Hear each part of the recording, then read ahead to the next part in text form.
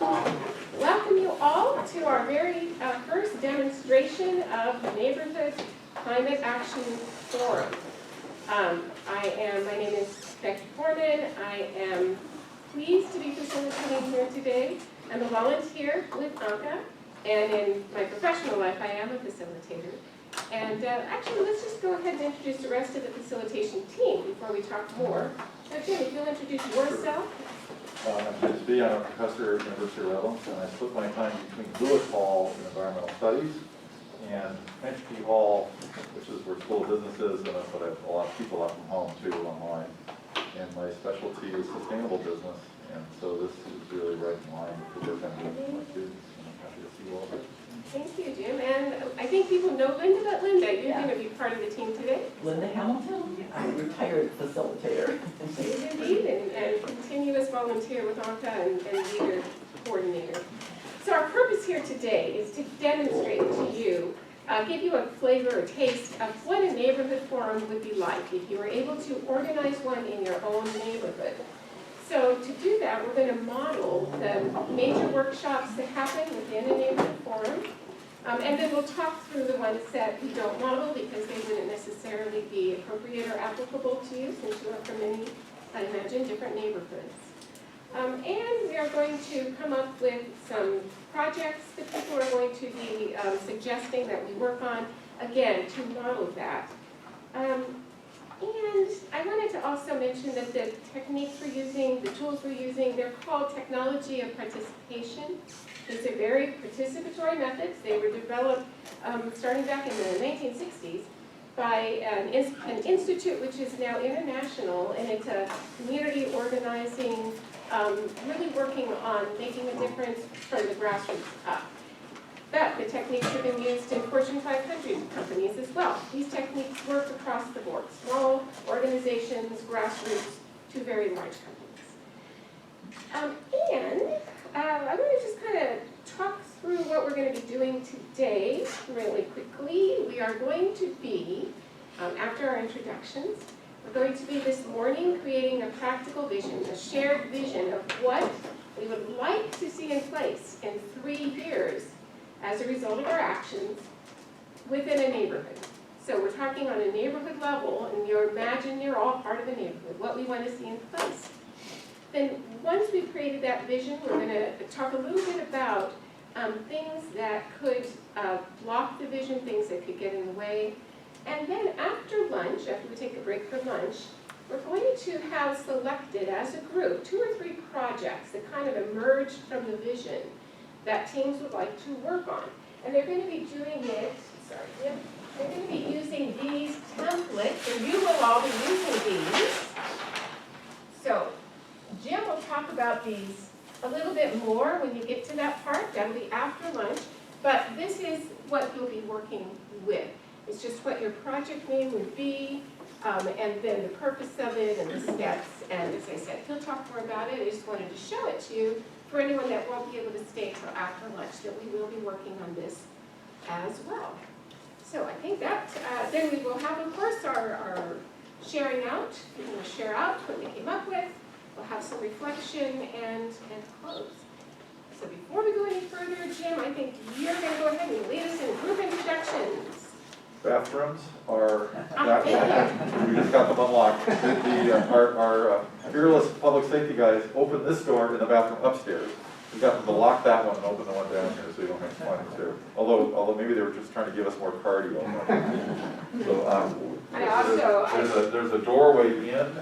So you kind of curl around by the Pepsi machine, and then the men's and women's are on the inside of that. And I also just want, I'm sorry, I was also supposed to give you that kind of the context and logistics. Please help yourself to the refreshments. They've also been provided by volunteers, so thank you. And should we introduce our other member of our team, Tyra? Yes, Tyra is also a member of our team. She is part of the ANCA committee, and she has been very supportive. That's enough self-disclosure. I mean, they've heard me talk about stuff, but Okay. So we're just going to keep this really fast by synthesizing the group. Otherwise, when we've done this before, we wind up at 4 o'clock and we're still introducing ourselves. which I love, but especially since we're not on Zoom, it's nice to have face-to-face action, right? So just give us your need and think about one way that climate change is affecting us here in Redlands.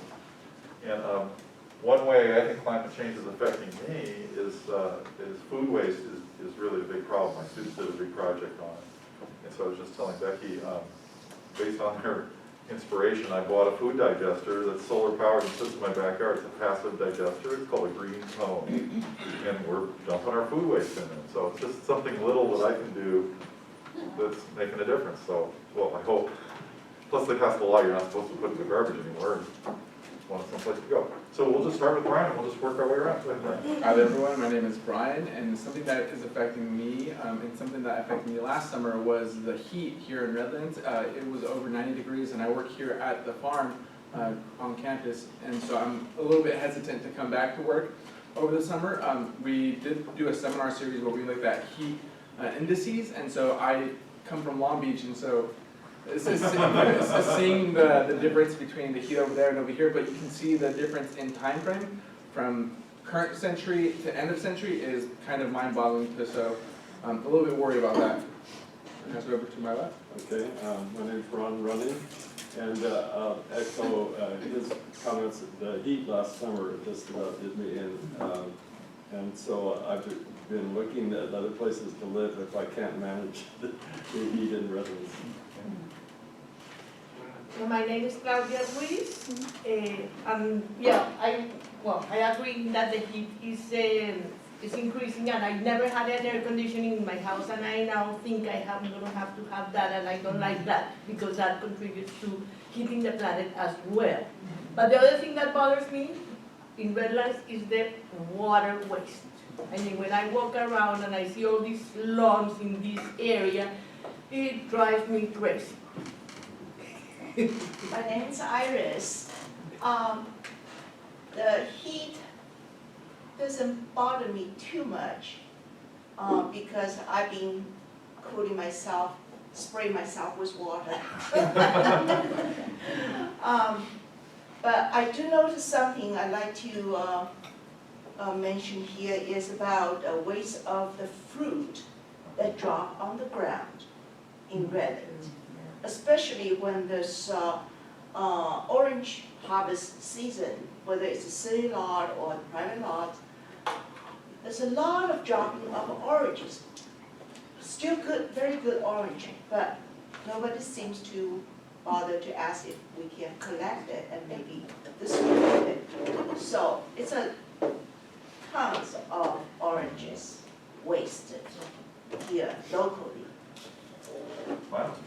I'm Marlon, and I've gotten concerned lately about food prices in the future skyrocketing and access to nutritious food. So I'm making a stab at gardening now, and it's hard.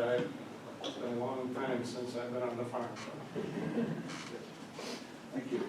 Kevin, yeah, I concur with those items already. Temperature, fires, the heat, green lawns are me a bit of a very annoying. The other thing is obviously the expansion of building in the Redlands area. That really is has to be controlled. So for me, an individual point would be the expansion of buildings. Hello, I'm Calvin. I would say for me, I think some way that climate change is really affecting us is just kind of the nature of cyclical weather patterns. Things becoming more wet during specific times of the year, and then really, really hot and really dry, past what we're used to now in the future. And I just don't think our infrastructure is capable of handling that, especially considering how much food we have to grow in California. So. Dick Cornet, I was working as an environmental engineer, working on a lot of water projects, so my major concern is both short term, that's a few years, but longer term, because climate change water supplies to the city of Redlands. And I would concur that 70% of our water is used on outside irrigation, so I believe that we should restrict the amount of lawns that we have in new development, and reduce the amount of lawns that we have, which would save a whole lot of water. Hello, I'm Kyra. People here know that. For me, with the heat, moved out to San Francisco. The transition last summer was not smooth. I also do a lot of surveys, animal surveys, plant surveys out in the Mojave Desert, and I am not looking forward to this summer because it was, again, very rough last year, and it's just going to keep getting rougher and rougher. Hello, I'm Jenny. I think going off the food security, that's probably one of the biggest things that I've really noticed is just like being able to afford food kind of like for my family. And then we have started gardening, but then the heat comes in play where here it is literally chiseling all our plants. So that's probably one of the big things. Hi, Erin. Hi. Hi, everybody. My name is Erin Sanborn. I'm at Duke University, former student. My posse. I think that, again, I echo so much of what everyone has said, but I do really think the water is a huge issue. Seem to just like to ignore. My name is Mary Clemens. I'm a native of Redlands. And I can say even going back to when I was a kid, the biggest thing I think of is air quality. There's so much pollution, and it's really sad when we like ride our bikes to Prospect Park to get this beautiful view. And it's like a special day when you can see the mountains. You're like, oh my gosh, we can see that, you know.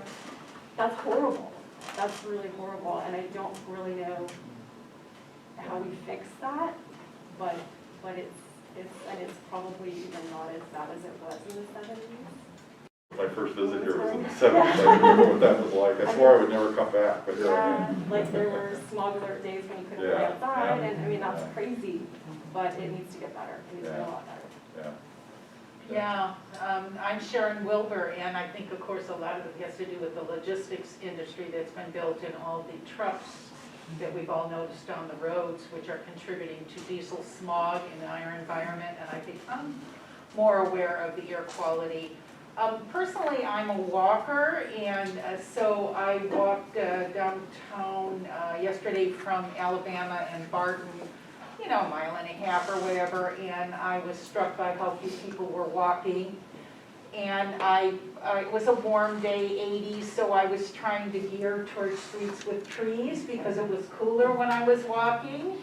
And so I guess what I've been trying to do is reduce my own carbon footprint as much as possible and appreciating all the trees that we have in Redlands.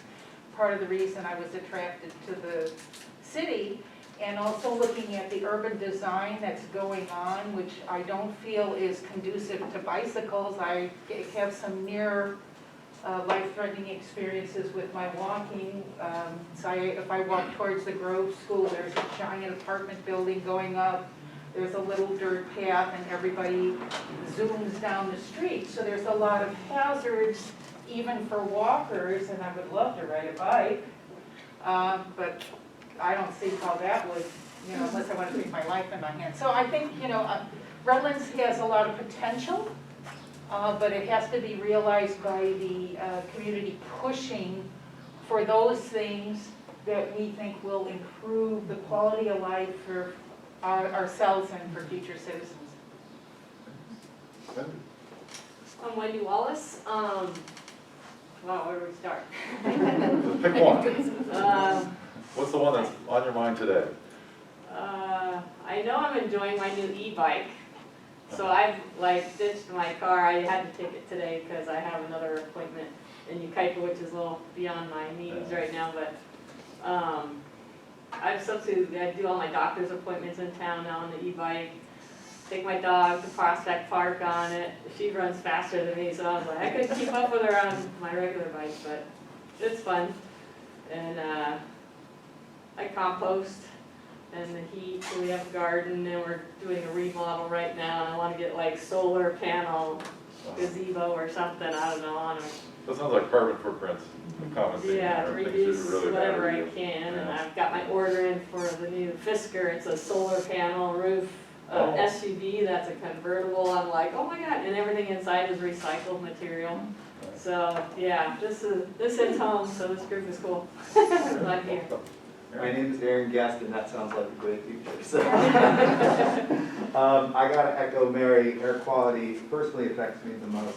It just is particularly bad after fires, which seem endless and ongoing. I should be able to see the mountains right now. I'm sort of making them out. So that's what is affecting me. My name is Rosario Cardenas. I'm a student here at the university. I actually did a project about air quality in Amazon warehouses and fulfillment centers that was happening during like the pandemic. And because of like an increase of sales, they decided to like open up more fulfillment centers, more warehouses in the Inland Empire because it's a cheaper land. And I'm actually starting to see more of those pop up, and that's affecting our air quality in these areas because there's more diesel trucks coming back and forth. And I also noticed that like a lot more people shop from Amazon. So yeah, air quality, I've noticed like there's been a lot more smog lately. And also there's like a lack of native vegetation in Redlands. I'm seeing a lot more infrastructure being built and like a lot more concrete and less trees. And so it's hard for shade, especially during these intense summer heats.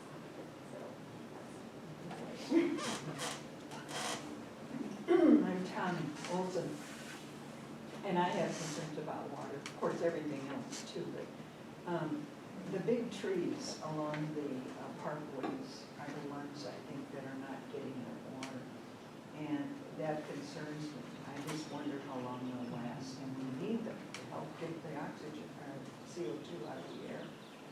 So that's my big one. Yeah, we've got a neighbor that's been redoing his yard, he shut off all his water to his lawn, which is great, but they didn't leave any on the trees, and it's like, oh, already lost a couple, and it's like, don't lose the palms, yeah. So he's gonna go out and water like. I hope, Probably. yeah. We're hoping he finishes it before the other one's done. Mary? Hi, I'm Mary McLaughlin. I've been in Redlands now since '88, and I'm concerned for my grandchildren, yes, definitely. I think it will get really harsh, and that's why I want to be involved with something like this. I do believe that we can control our buying of food in the supermarkets so that we are not wasting or make ways to use what we have left over in our fridge. And yeah, I see I used to like to walk to the top of Prospect Park, I'm sure many of you have, or look down and see the orange trees and all that used to be around the town. And now you look down and you see the tops of warehouses. It's really, that's very annoying, very annoying. And why do none of those warehouses have solar panels on the top? I don't understand that. When they wanted to put these solar gardens or whatever, they're talking about environmental impact, and then but they can build as many warehouses as they want. Do they not affect the Lots of different places we can go. And I want to give a shout out to our videographer. Thank you, Scott.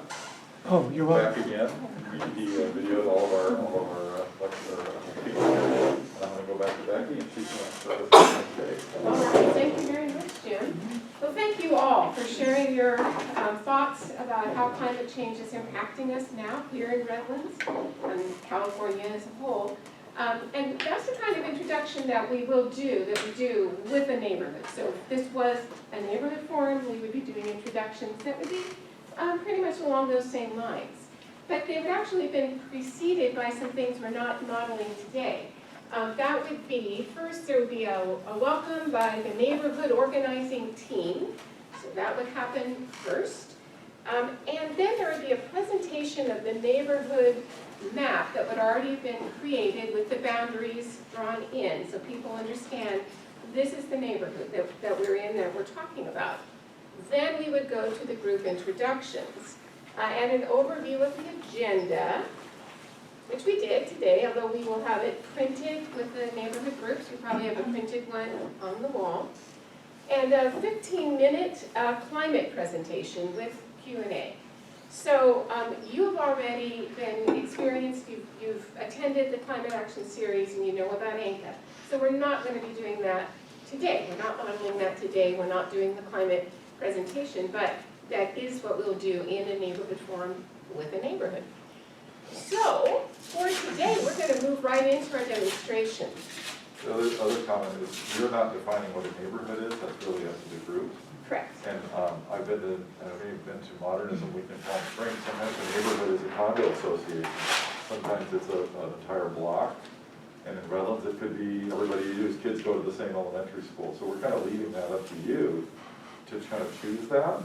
And it could be very organic, but it could also be a neighborhood of people with a shared interest in water. I mean, we're not setting any limits on what that is.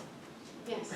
I have one procedural question. Are you going to be documenting this in some kind of return to us so that we don't have to take notes all the time? You don't have to take notes. take notes, we will document. I'm a real note taker. If it makes you feel better though, we won't be offended if you take notes. If you're taking them on your phone, we'll assume you're texting somebody.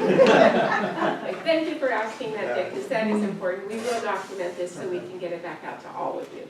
So back to the demo. Now we're in demo mode, and we're going to begin with a focus question, which is what's going to guide our thinking today.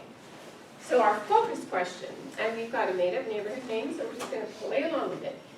How can we, as the Navi Knoll neighborhood, work together over the next 3 to 5 years to reduce our carbon footprint and prepare for the local impacts of severe climate change?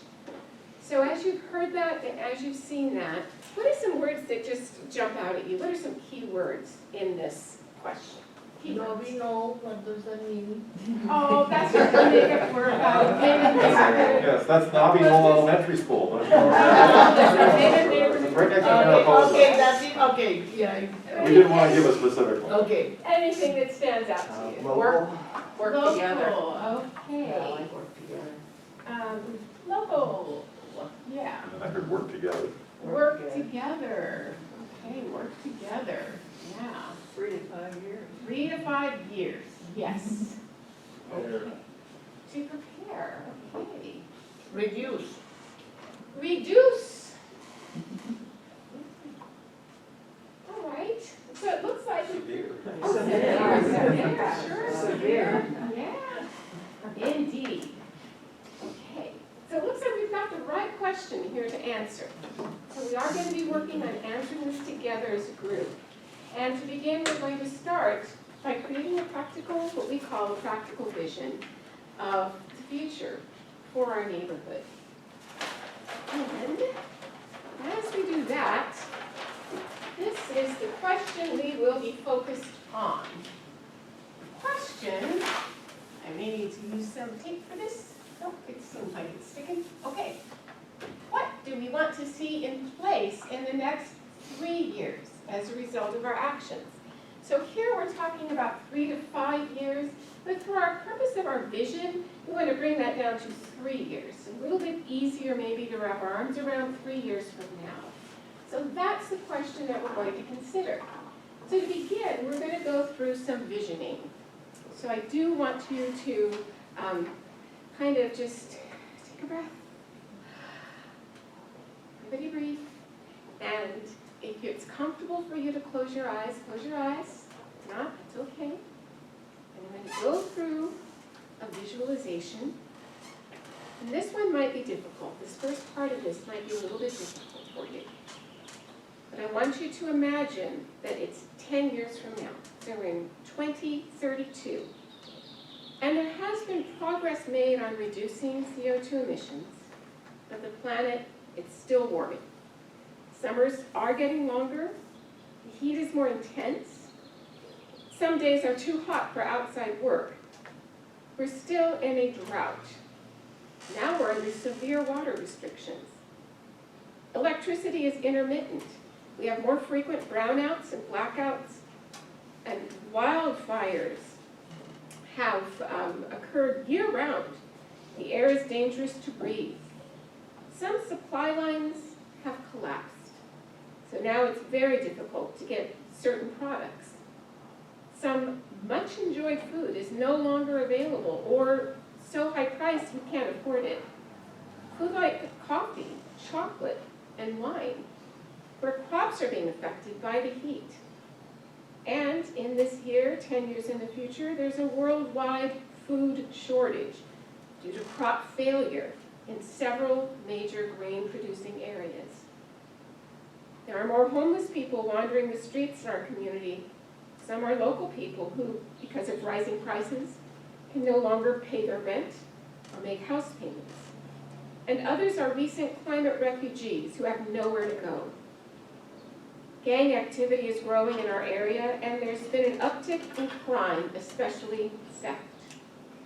Young people especially, but everyone to some extent, are struggling with fear and anxiety.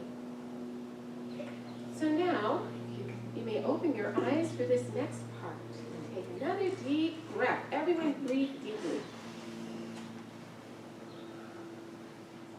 And what I would like you to do is, if it's comfortable for you to stand, I'd like you to open your eyes and stand and look at the door. Look at this door or that door, but look at a door. Stand if you may. If you are able to.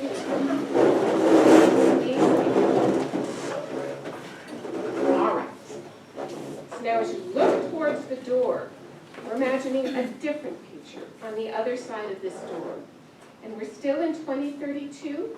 But for the past 10 years, ever since the first Neighborhood Climate Action Forum here, we've been working in teams to build more climate resilience in our neighborhood and reduce CO2 emissions.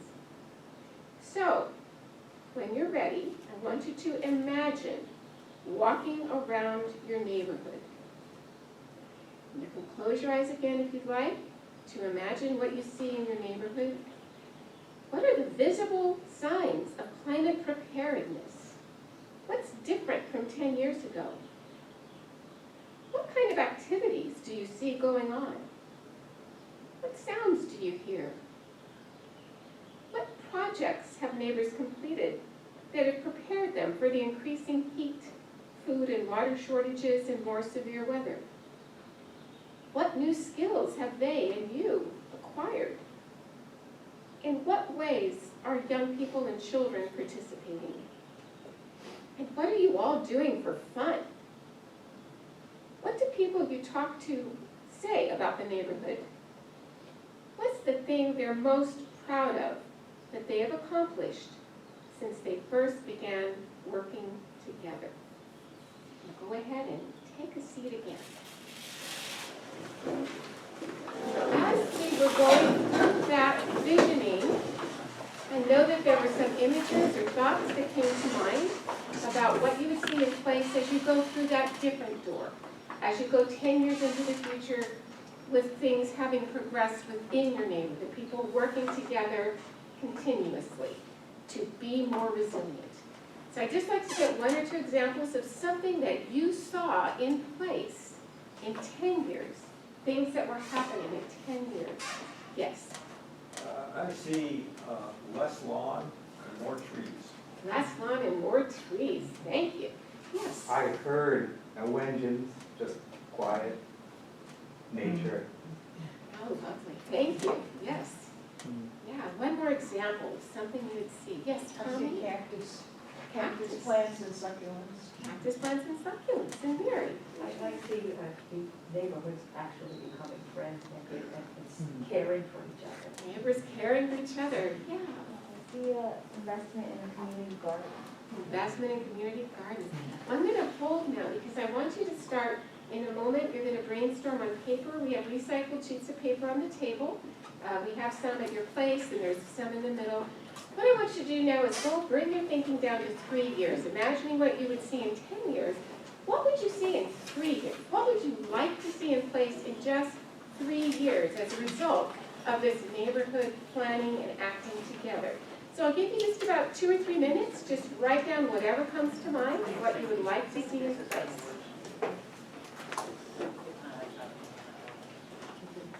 What you would like to see in place. Don't worry at this point about how you did it. What would you like to see? A couple of minutes, write down whatever comes to mind.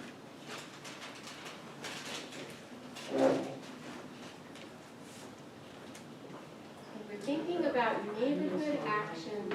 Oh, let's see. Do we have any more pens? I've got an extra pen. Thank you. There's another example of neighborhoods working together, neighbors. Wait, that's my pen. How did you get that? Anybody else need one? I don't know what the hell. Do you have anyone needs one? I do have one. I'll look it up. It's kind of- Okay, we got one more. Oh, great, thank you.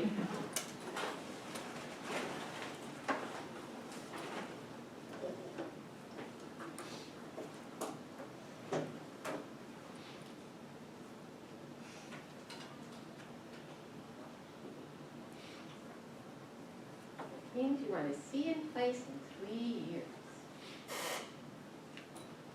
Not the how, but the what.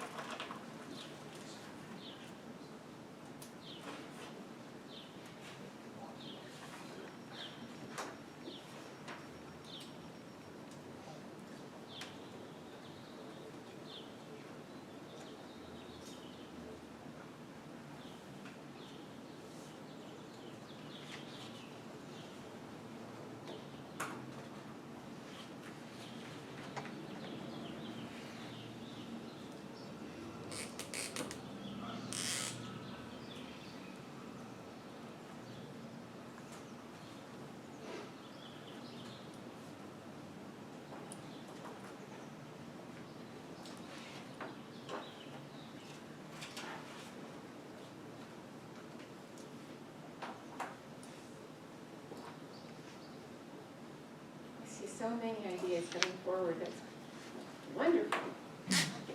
So now what I would like you to do is put a star by your 3 clearest, best ideas. Put a star by the 3 that are the clearest to you to imagine, which you just really like the most.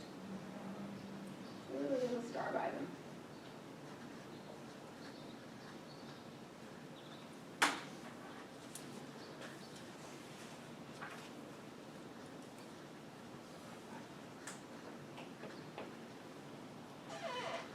In just a moment, I'm going to have you move around and break into teams, but before we do that, I'll give you your instructions.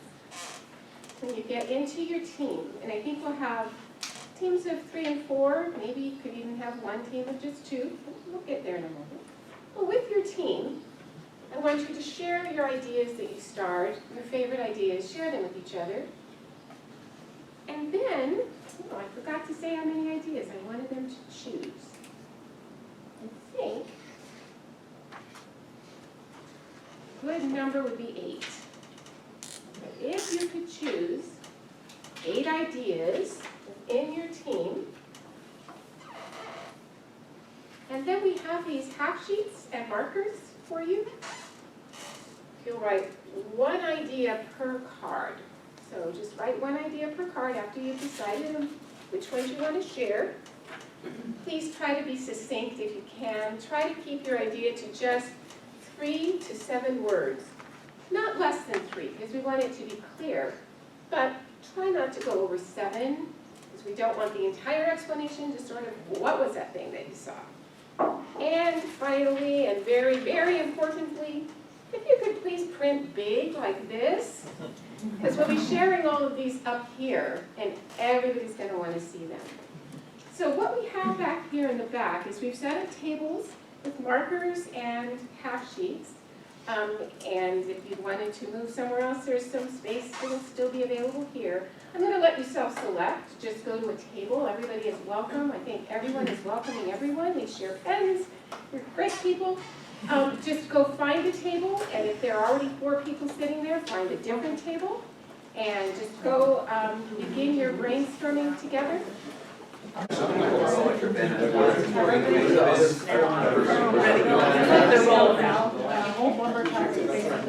Okay.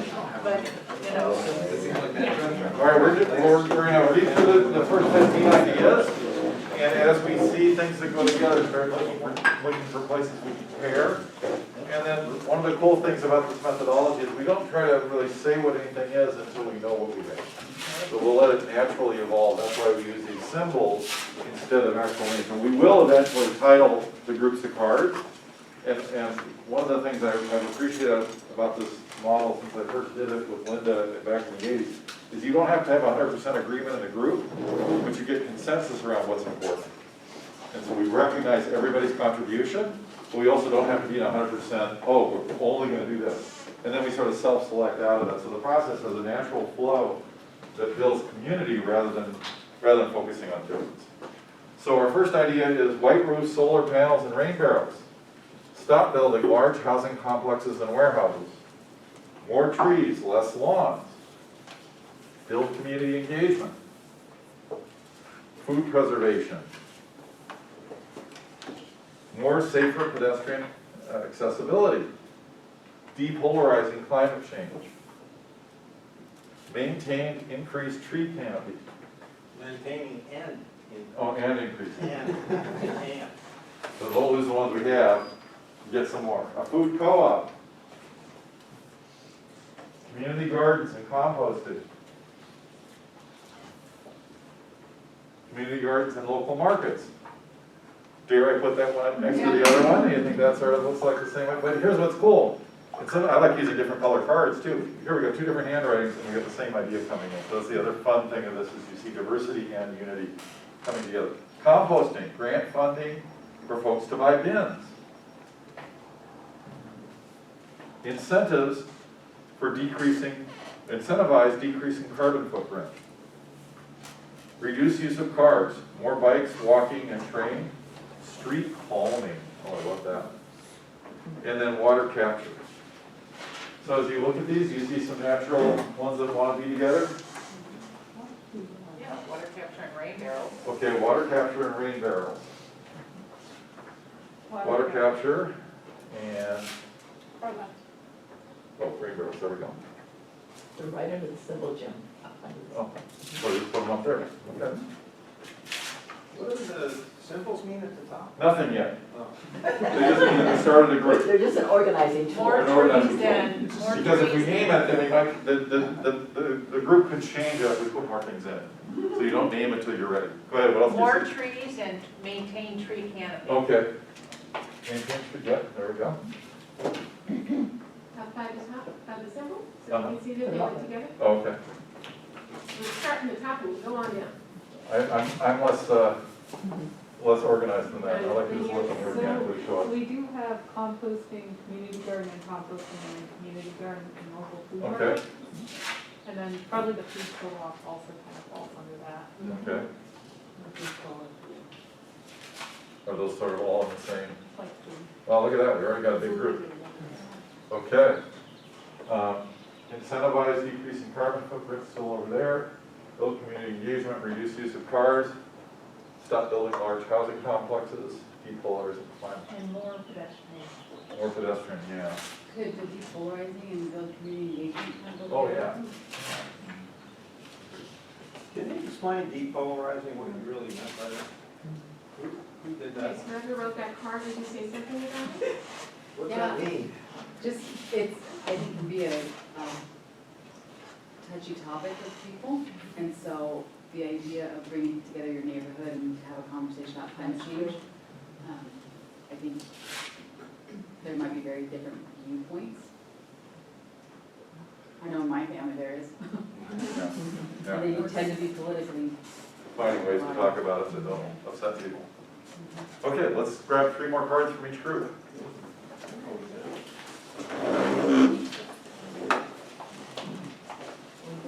I'll take those. We trust you to choose ours.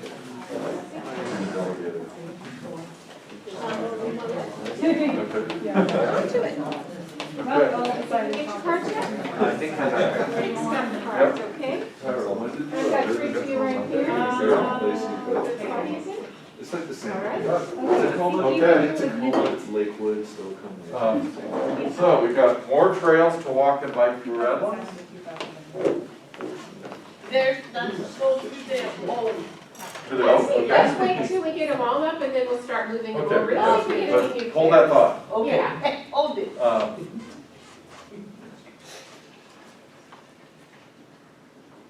Community gardens and compost, this has got 2 on it. Is that, I can't read that. AC friendly neighborhood, cold houses. Oh, I thought it was old houses, cold houses. You want to put that on 2 different things? Or just, or we've already got that one. Yeah, there you go. One idea per card, remember? But both good ideas. Educate people about the benefits of a vegetarian diet and then have them do it.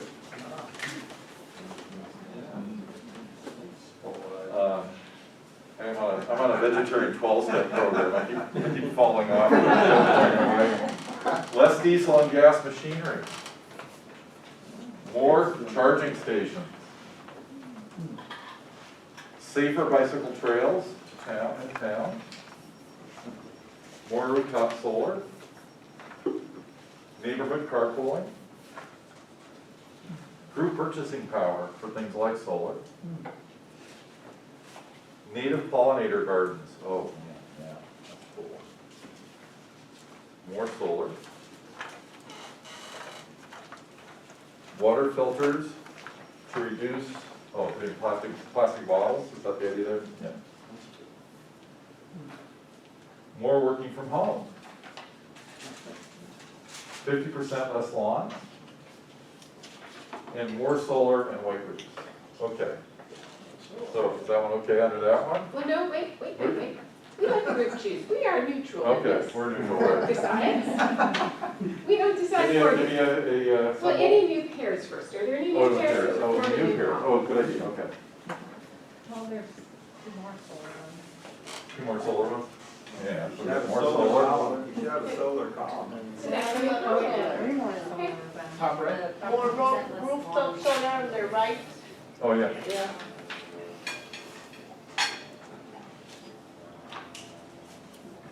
And there's solar over there. Suggested wind.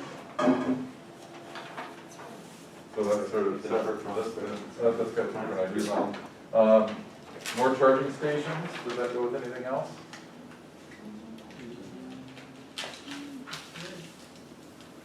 Educate people about the benefits of vegetarian diet. That might be a triangle. Yeah, with the community. It's not a- Community engagement? Or food, yeah.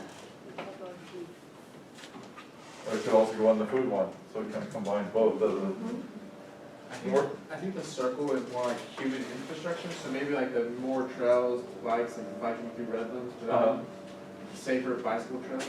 Okay. Let's start to fit in with this idea.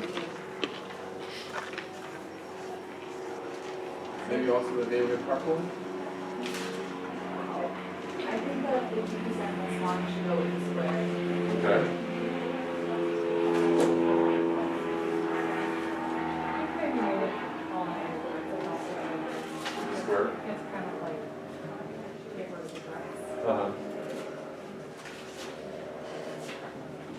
So we've got stop building large houses, more working from home, water filters, incentivize decreasing carbon footprint, less diesel and gas machinery, more charging stations. Are those pairing up? I think now's a good time to maybe give these a 1 or 2 word tag. People have already kind of been doing that. Yeah.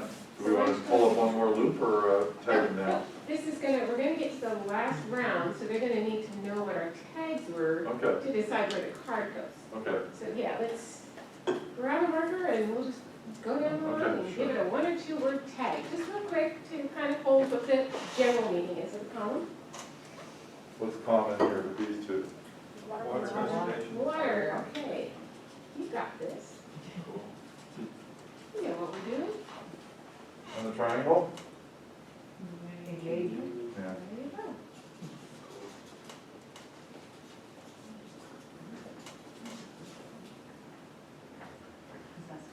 Maintain increased tree canopy, more trees, less lawn, native pollinators. Green space. Green space, landscape. green space as well, yeah. Thank you. Reduce use of cars, more bikes, more walking, more trains, street calming, more safer pedestrian accessibility, more trails to walk, bike, safer bicycle trails in town, neighborhood carpooling. Green infrastructure? Yeah, that's what I heard you say before.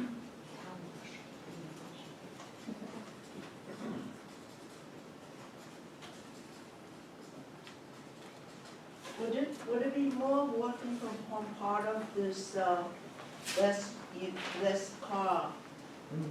Less Yeah, it sort of traffic? fits into that, doesn't it? Yeah, reducing, not just carpooling, but, yeah, avoiding the need to go. Okay, and then community gardens, composting, local markets, food preservation, grant funding for folks to buy composting bins, and a food co-op. Urban agriculture? Urban ag? Okay. Okay, That's one kind or maybe suburban. I was supposed to. Okay, and then we've got rooftop solar, food purchasing, more solar, or white roofs. All solar. Energy. Green.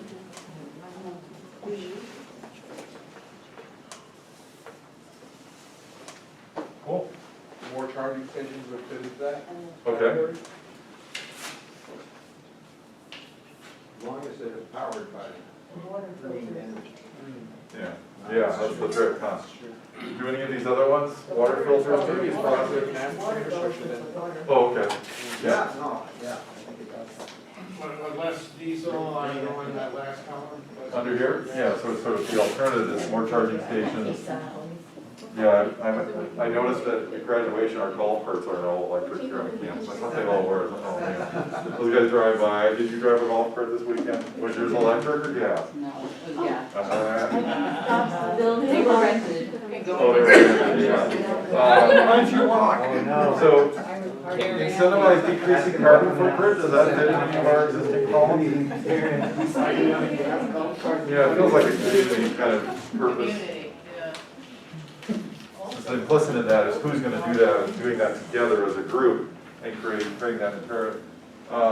Infrastructure. Green infrastructure, okay. Look at that. So now we're gonna do another round. And Becky, you're gonna just, What they're doing is put the symbol on your cards Oh, that right. remain, where you think they should go. Then you give them to Jim to put up, or you can bring them up yourself. But make sure you put the symbol on it so we know. and if it doesn't fit, feel free to put it over here and we'll start we can start another column if we got it. down. Draw the symbol where you think it should go. Is that the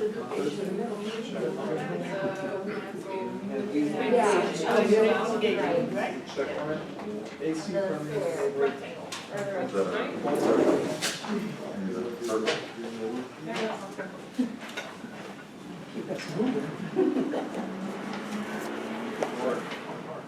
Okay.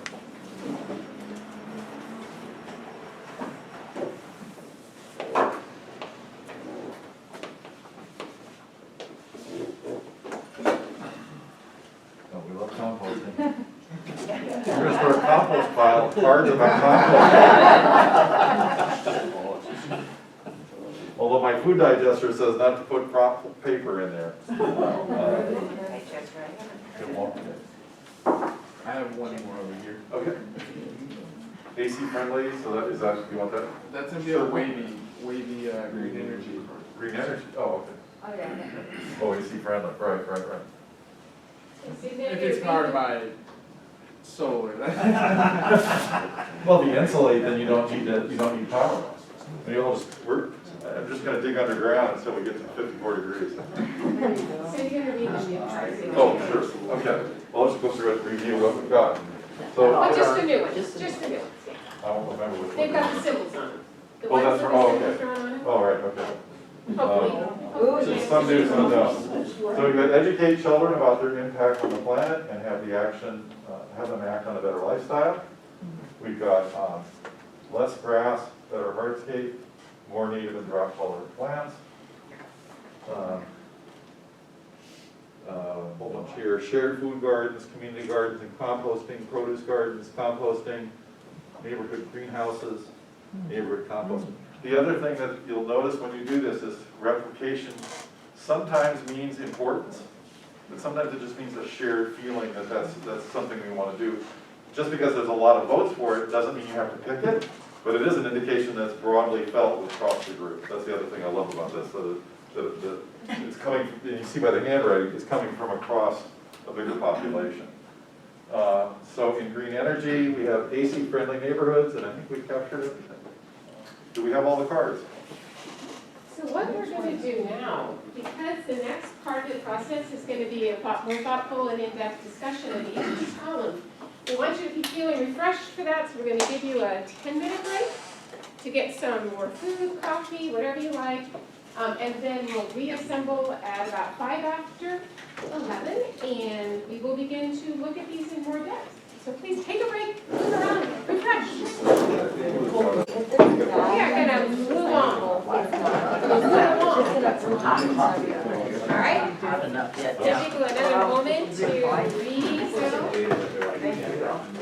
So we can look at these in a little more depth.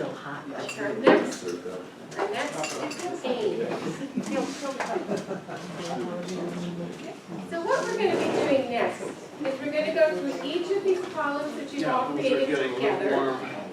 And we're going to give them a name or a title that describes kind of the essence or theme or insight of the entire column. And usually when we get to the naming part, we use like an adjective, noun to describe the whole. But before we do that, I want to look again at each of the cards that went into these. And we'll start with the longest column, which was clearly urban agriculture. That's what we tagged it. I'm going to take this down now so we don't get hung up on that because that may not be what it's named. So I'm going to read through each of these cards and then I'm going to ask you to tell me something that jumps out at you. Doesn't have to be a word that you're using in the name, just some word that jumps out as being key. So let me start at the top. Community gardens and composting. Community gardens and composting. Community gardens and local markets. Shared food gardens. Food preservation. Composting in every home. Composting grant funding for folks to buy bins. Produce gardens. Food co-op. Neighborhood composting and neighborhood greenhouses. So again, in response to the question, what do we want to see in place in the next 3 years as a result of our actions? This is where your thinking was for this column. What are key words here that I can underline? Food. Food. Food, okay, and I know that comes up in several. Food comes up a lot. Composting. Composting is up there, maybe more than once. Composting, food, neighborhood. Garden. And you said, well, garden? Oh, garden. And community. Community gardens, okay, community gardens. So all of this was coming out of your shared vision for what you'd like to see in place in 3 years. So what is the theme that you're seeing come together here around this issue? What is kind of the common theme that holds these together? Food. It's like the before, during, and after of food. So growing food, how to dispose of food properly, needs food. Ah, okay. Food security. Food security? Sure, food security, yeah.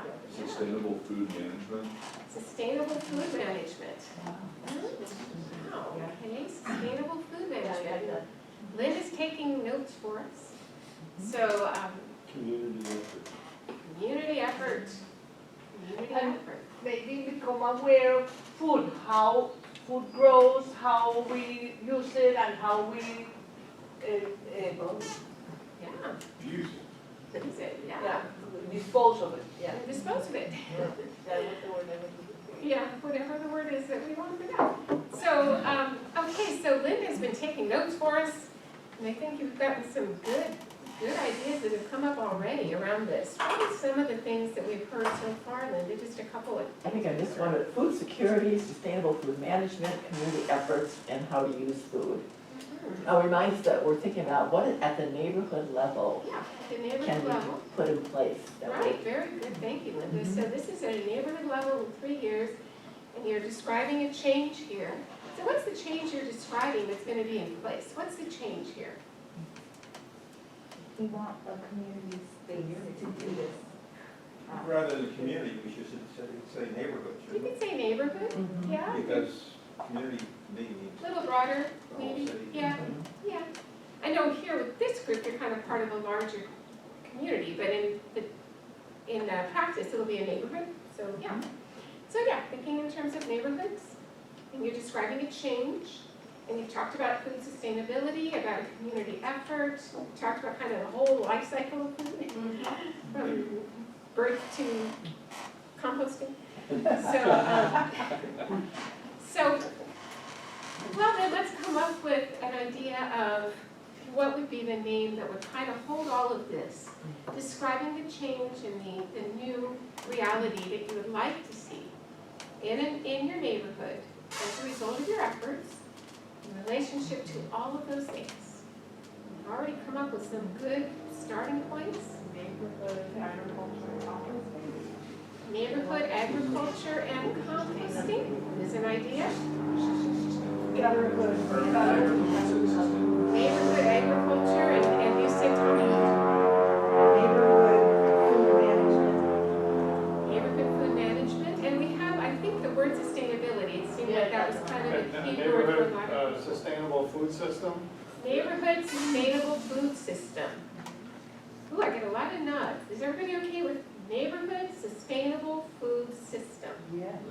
Describes the whole thing. Wow, you are good. Okay, so Linda, we got it.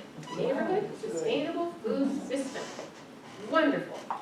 All right, so green infrastructure is what we tagged this.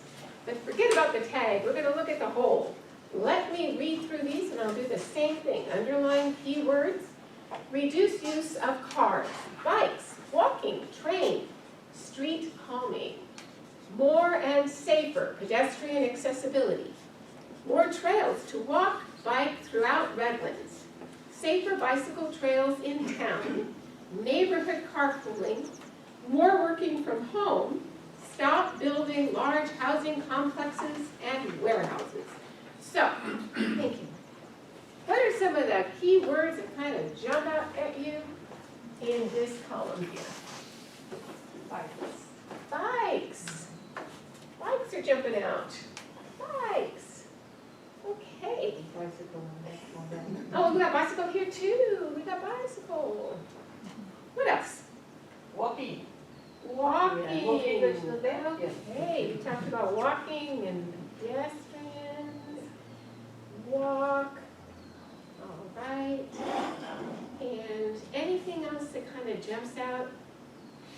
Kind of looking at bikes and walking, Carpooling. carpooling. It looks like reduce use of cars and carpool together. Yeah, and the idea that you're talking about, the carpooling, reducing the use of cars, it's all hanging together. It's all coming together, yes. It seems like the main goal of this one is just to like have an infrastructure in place that makes it so individuals aren't dependent on like using their car. Uh-huh. I'm just not sure how we would condense that into like a few words. But you're on the right track, because that is a change you're describing, yeah. Reducing COC, reduce air pollution, COC. That may be a result of this, and I think you're really on the right track. But what we're doing is kind of describing a particular part of it that will lead to that. And it seemed like you were talking a lot about the infrastructure, as you said, the pedestrian infrastructure, the biking, walking, trains, alternatives to cars is kind of what you're getting at. Yeah. Transportation. And again, mobility. Local mobility. Local mobility, we want to be maybe a little more specific about, because you could be mobile now with cars, but you're kind of looking away from that. What would be in place in the neighborhood? In the neighborhood, and here you've done a good job of talking about the city and the, as a whole. Here you've got neighborhood carpooling, so there, you can kind of focus your thinking down from the whole city to what would be in your neighborhood that you would like to see in place in 3 years. Because sometimes those things we cannot implement in our neighborhood, but as a neighborhood, we can ask the city to get these things in place. Like, ask them and request that they have better bike trails and bikes and even public transportation. Yeah. So those are kind of steps to get there that you might be able to do. As a neighborhood. As a neighborhood, sure. Sure, so as a result of that, then, oh yes, go ahead, Oh, sorry. we're doing the name thing? We are. Oh, okay, I was gonna say like city, street management. City street management. Now, is that something for the neighborhood? How do we make that at a neighborhood level? Neighborhood street management? Yeah, but I think this is like a city problem. It is, and as a neighborhood, we can only work on what we can work on. So we have to focus on what is the neighborhood that is seeing us. Neighborhood reduction of cars. Neighborhood reduction of cars is an idea that has come up. Clean local transportation. Clean local transportation. Mobility. Clean local mobility. Clean local mobility. Green mobility. Green mobility. Green mobility. Local.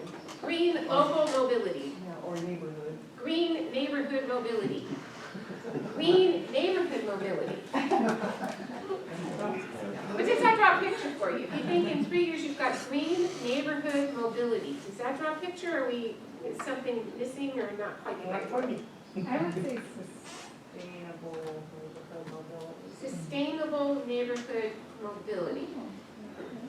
If I'm trying to visualize what is in place in 3 years, I'm thinking of some kind of a car sharing, bike sharing, something. Carpooling, car sharing, bike sharing. Fewer use of cars. Something we put together that the neighborhood can access. Yes. Yeah, we can have Redlands being a bike-friendly, walking-friendly city, which is very easy to do, and the city really has the desire to do that. Exactly. Now, at the neighborhood level, can we make it a bike-friendly neighborhood? Is there a way to do that? Or is that something that we have to look farther out? Because we're only talking about the neighborhood at this point. So, Bike security is a problem. Reduce neighborhood car Yes. trips. reduced neighborhood car trips. You getting some nods for that? So Linda, have we gotten any gems that have kind of slipped past me?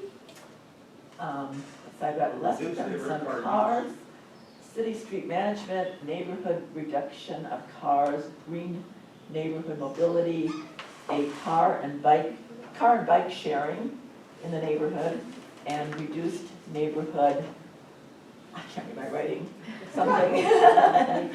Car use. Car use, I think. Car use, Yeah. thank you.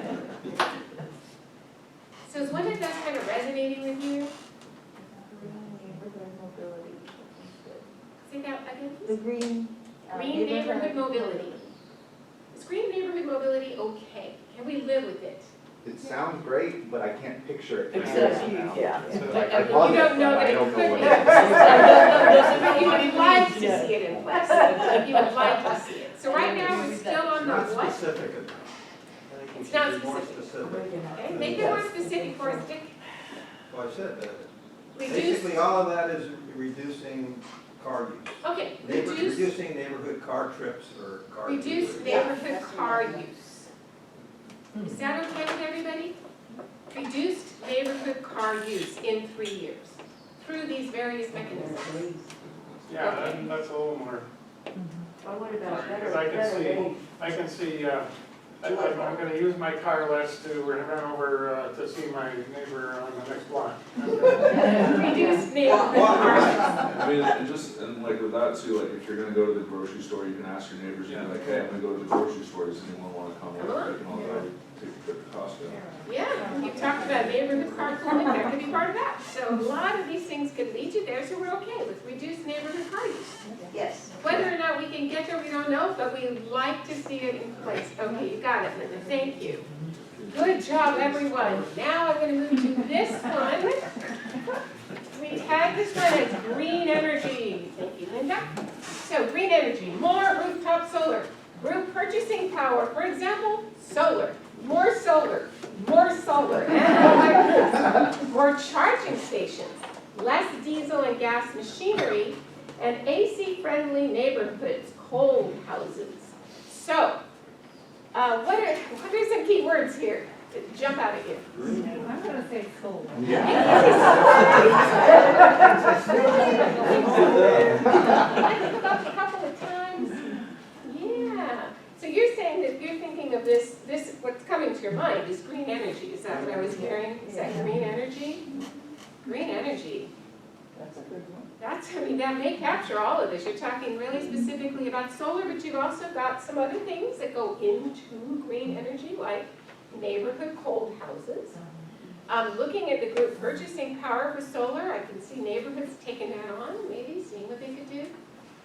Any of any of those things could be steps to getting to that. So what was it that we just said? We said green energy? Yeah. What's in place? Green energy. Renewable energy? Renewable energy Because there's other things too. in the neighborhood. Through the use of more solar panels, with cold houses in the neighborhood. So we're talking just on the neighborhood level what they can do. Most of it was focused on solar, but a couple of things were a little bit different from that. So, There is a state law that is gonna phase out gas-driven lawn equipment. that's right, there In a is. couple of years. I know, that's right. That's So- right. So that can I happen. mean, that, And isn't solar required on all new builds? I don't know, but we're Yes. kind of gonna Oh, assume new that, buildings, yes. yeah. um, I think we'll sort of assume within the neighborhood, most of the structures are the existing ones we're gonna be talking about, probably? Yeah. So, and there was a big focus on solar, obviously. So do you want to capture that somewhere in your title? What's in place in 3 years In 3 years, yeah. in the neighborhood? more rooftop solar. More rooftop solar? Green energy Everyone has alternative. solar. It's not standardized, But, yeah, Green energy alternatives. break is gone. what is that name? It's geographic. So Linda, we've got green energy alternatives in the And more neighborhood. rooftop solar. Instead of more rooftop solar, because that might just be too specific to just solar, green energy alternatives. Yes. Yeah, Yeah. Heat pumps. right. Iris had in our group a good way of making it a little more concrete. She had said a 50% reduction in lawns and increase in it. So it might be, we Just want for the to reach a certain Quantified level objective. Okay, so a certain percentage more green energy of, being used? something like that. Yeah, what percentage would you say in 3 years? 100%. I'd like to see that, but for your neighborhood, what percentage? 50? 50%? I mean, realistically, 30. Yeah, about 30%. 10% per year. 30% increase in 3 years objective. green energy use. 30% increase in green energy use. Okay, captures more than just the solar. Thank you. Okay, we're moving over here. We've got landscape green space. Here we have maintained and increased tree canopy.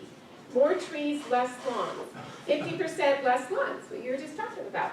Native pollinators, gardens, less grass, better hardscape, more native and drought-tolerant plants. What are some keywords here in this column?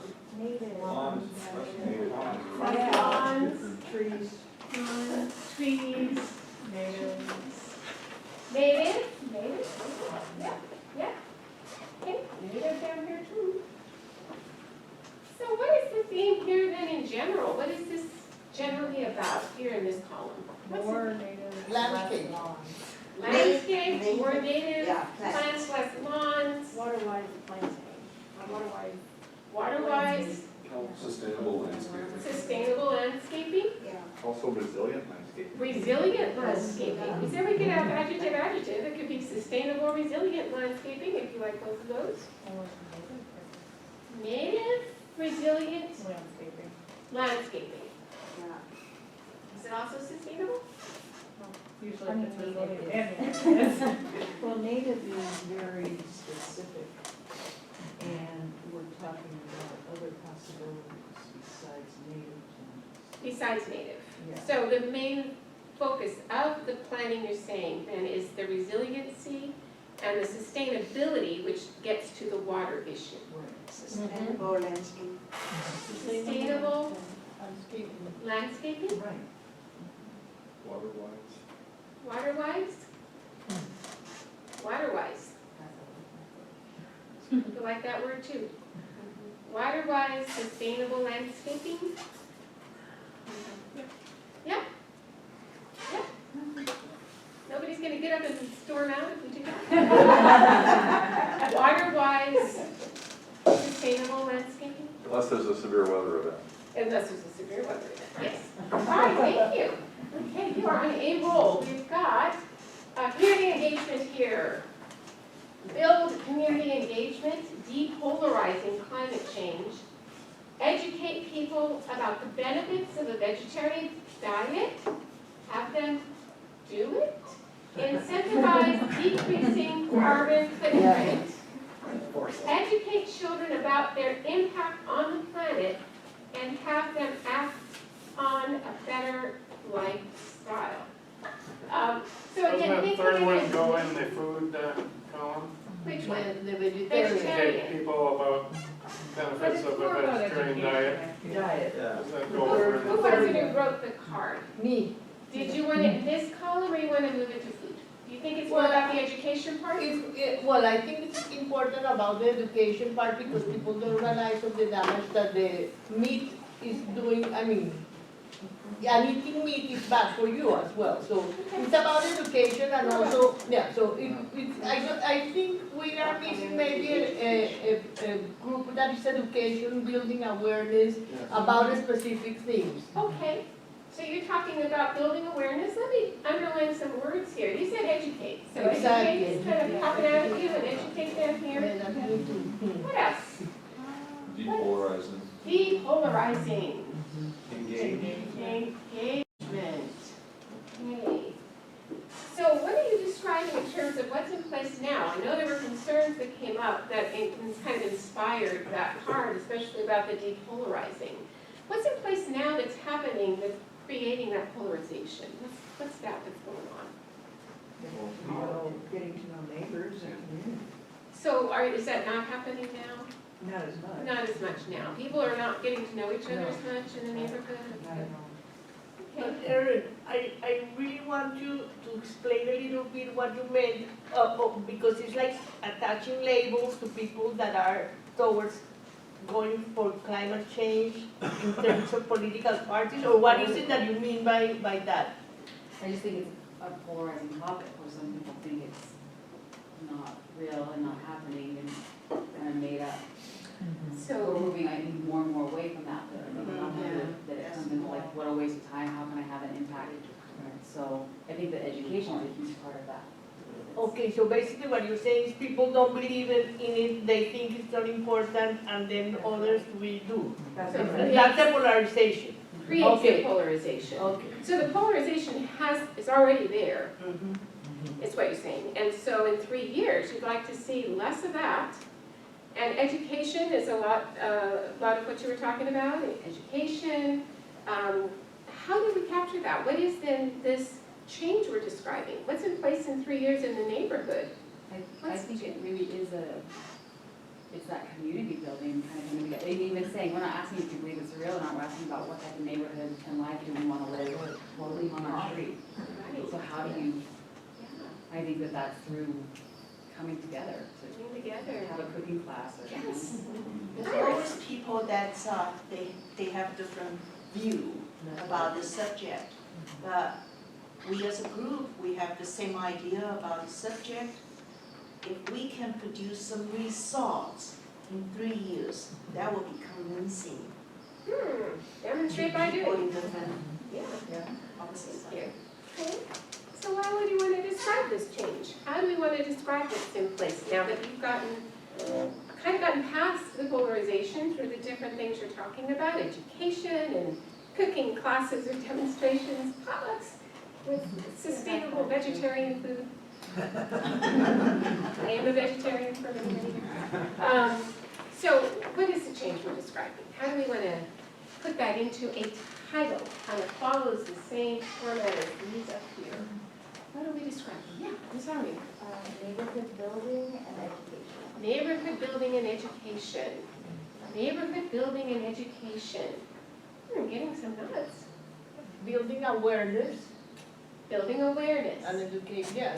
And education. That's done through education. And that's done through education, okay?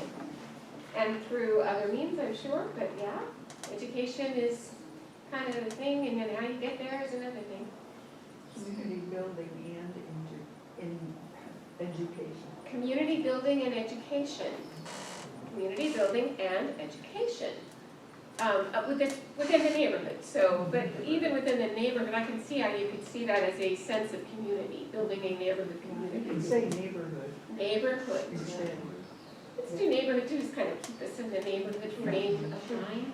And maybe it's more community building events that draw people Yes. together for education and community. So we can still say community because it's the sense of commune community, come together community. That's right. So not whole Redlands community, but community building within Or more neighborhood events, maybe. neighborhood events, neighborhood community building. So do we land on anything yet, Linda? We've been just taking But like in Redlands, we have a lot of community-wide events, Right. but this would be more focused on. Neighborhood focus. Neighborhood community Well, building. like yesterday, we had our breakfast in our community garden for the people who were doing our, we went in and everybody brought something. Right. Well, that's an event in our neighborhood, right? Right. So it's still local, and very Still local, local. very much. So, I was, yes.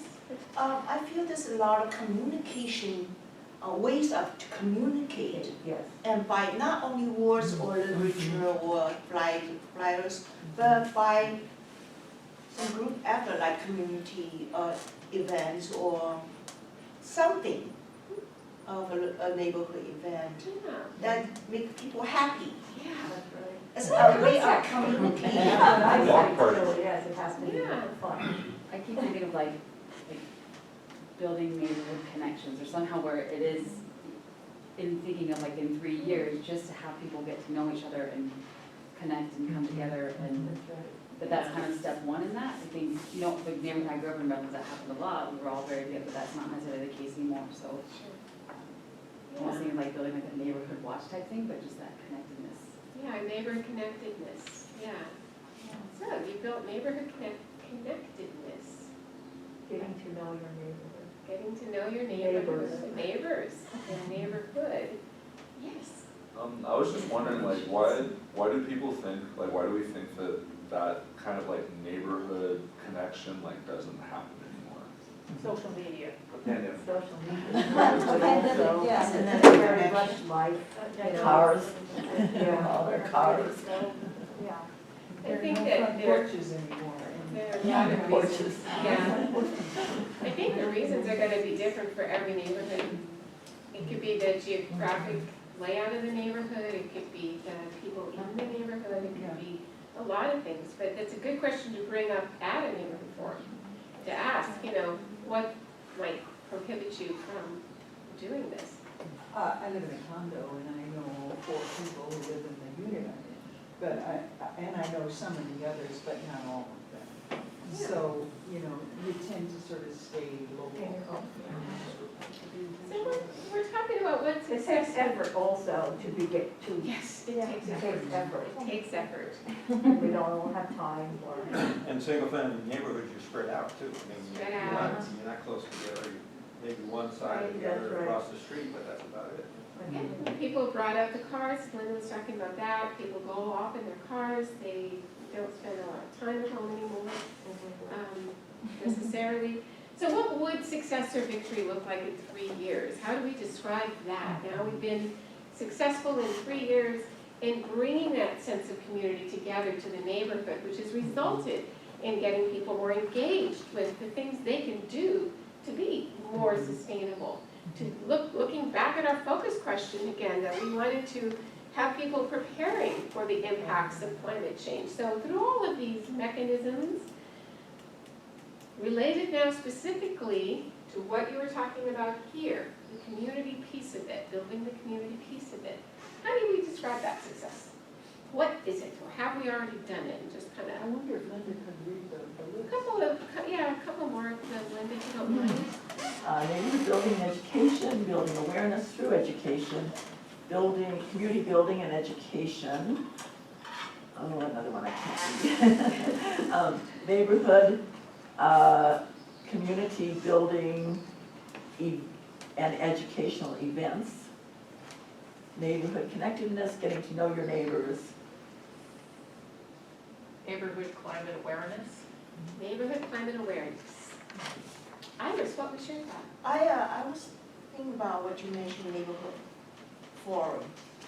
And I think what Linda has created is overview, the forum we had in the last 4-6 weeks.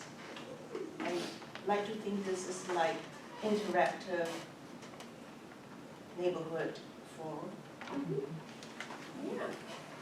So that might be one of the things you do, that in the interactive neighborhood forums could be a bringing together activity. Whether it's a food gathering or video or show, whatever.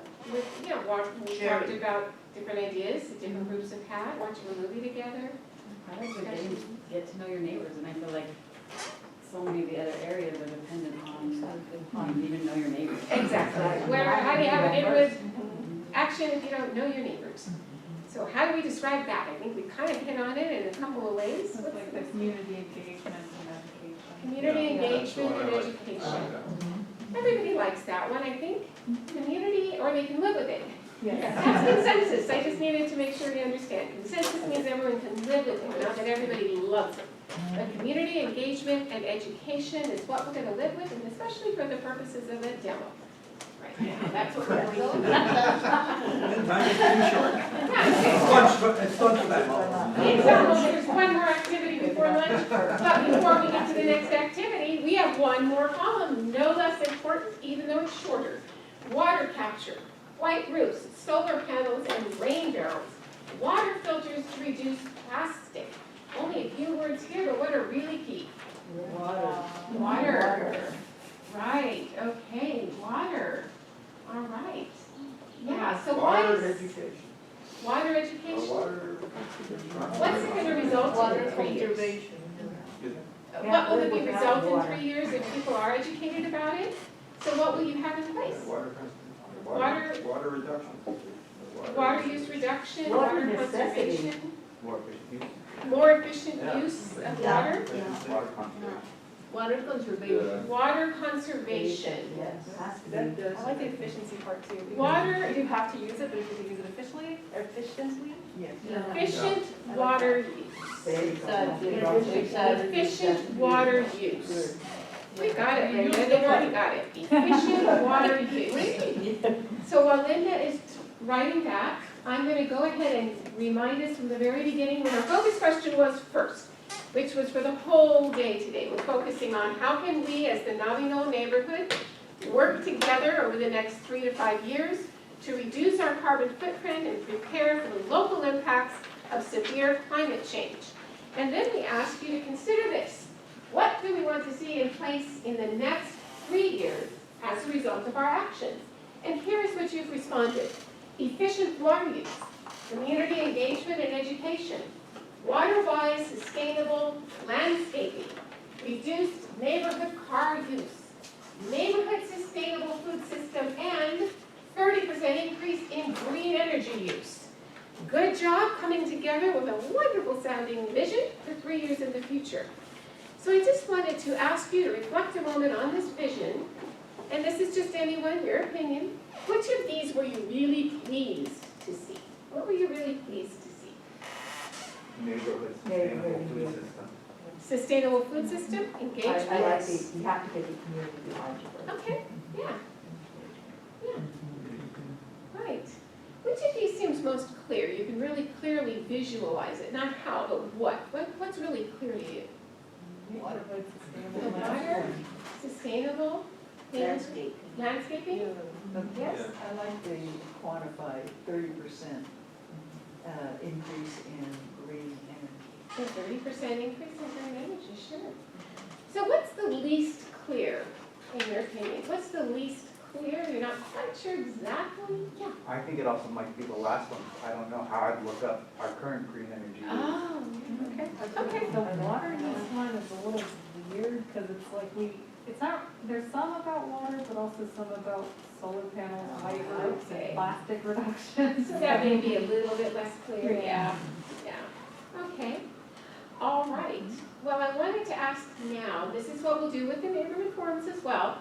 I know all of these seem like priorities, but which of these is really high priority? You can choose just a few that are really the highest priorities. I think like the first priority should be like community engagement and education, so. Everybody pretty much agree with that? Okay. So this seems like it might be the highest priority. What would be like secondary after that? What else is a really high priority? The food system. Okay. All right. Because we're in a water shortage, I think water is So these two are kind of related, huh? They're kind of cousins. They are. They are cousins. One's landscaping though. One's landscaping, one's overall efficiency and water use. Okay, so we've identified community engagement and education, efficient water use, neighborhood sustainable food system. And it doesn't mean these others are not important, we're just kind of looking at priorities, what you can work on. So within these various columns, which action do you think would be the most strategic, the most doable, if you were to take it on as a project over the next 3 years? Let's start with this column. Which of these did you see as being an action, something that you could actually turn into a project that you could work on as a neighborhood? Anything in these 3 parts? Yeah, the capture of the water, I never thought about it, but what you were saying, yeah, you can get a lot of, just put a barrel underneath your, the gutters, and that's so easy. Well, then I will put that as one of the ones that could be doable, strategic. Exactly. All right. I'll say it's doable. Doable. But I think it's, because we get so little rain and we get it all at one time, it's impractical. Maybe To not make a big practical, but dent into water use. Well, the obvious point, it just depends on how you define the problem. Because we put a trash bag or trash barrel out there and we used it for the week to water our plants. So if we're just trying to reuse that water from that one storm that week, it's practical. But if you're saying it's going to be the solution forever, or for months, it's impractical. It's impractical this time of year, The biggest problem I ran into was mosquitoes. So I had to use that water quickly. Well, let's move on. Let's look at this column now, community engagement. So, which one of these do you think would be the most strategic and the most doable? Polarizing? I like, That's not possible? I like the educating children part, because if you're educating the children, then you're also educating the parents. A lot Okay. of times, if you're bringing children in. Educating children. Right. All right, we're going to start on this one. Kind of. Okay. I think it's gonna be easier to educate children than educate people like my age. Exactly, that's right. It's educate everybody. Well, the children But the that- children are gonna be able, as They we can educate educate older people, children are gonna come along and understand. And isn't that the way? Yes. Although some neighborhoods like Doing it ours for the don't children. have any children, so. Yeah, but this is just for pretending we do. Okay. Because it's a demo. Okay. Now we know they go ahead. But I think in terms of a wise water usage, that it's at personal level, it can be doable right away. But in case of community, I think it takes some planning and Oh, yes. step-by-step Yes. approach. Absolutely, and that's what we're kind of looking for, is from this, we're gonna kind of build out what projects might you take on that will take a step-by-step approach. It's gonna be a journey, that they're gonna start and continue on. We've said for like 3 to 5 years, to continue to work on it. Not something that, boom, you got it right out of the box, but you know you could do it. So, over here, we have this, really the biggest column was the neighborhood sustainable You food missed the system. third one. Oh, we're only doing the ones where we put an asterisk. Oh, This I was see. the third one that we said was a high priority. So what in here would be most doable and strategic, do you think? Some sort of community compost. Is that this first one, top one? Community gardens and composting? Yeah. Okay. How about neighborhood gardens? And yes, we could call it neighborhood gardens. And neighborhood composting was down here. Did you want me just to go ahead and circle that as well to make it clear that's what we're talking about? Okay. All right. I have a suggestion. I think that water use efficient water use and water-wise sustainable goes together. Those should not be separate.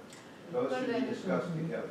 The water-wise sustainable landscaping is specifically about landscaping. The efficient water use, I thought, was more about personal water use, not related to landscaping necessarily. True.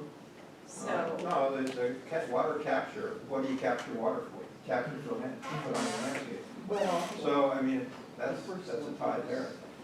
Yeah, I and agree with efficient that. means that we have a better water sustainable landscape. All-purpose water Goes efficiency. on top. Yeah, I don't think we need to move them together, but I think that that is equally as important as efficient water use. Oh, because I 70% think of go ahead our and put this here. water goes to So landfill. on this list then, what would I circle that's gonna be doable and strategic within the next 3 years that we can get started and keep working on it? Which of these would I circle in here then? I think there will be a part that's personally doable and a part that's community or citywide. We're only looking at neighborhood, right? I think the Neighborhood. 50%. We have a number, and it encompasses a lot more of the other. Right, so that we will circle. Okay, so with that, then I'm gonna turn the floor over to Linda. We haven't been able to see and hear her Linda much. Thank you for your help with that, Linda. Thank you, Becky, that was great. Listen. Yeah. All right, so. You guys So we have a great vision here, but it's always wise before we start looking at how we're going to actually implement this vision to look at our kind of current reality. And that includes, we use this kind of wave image here.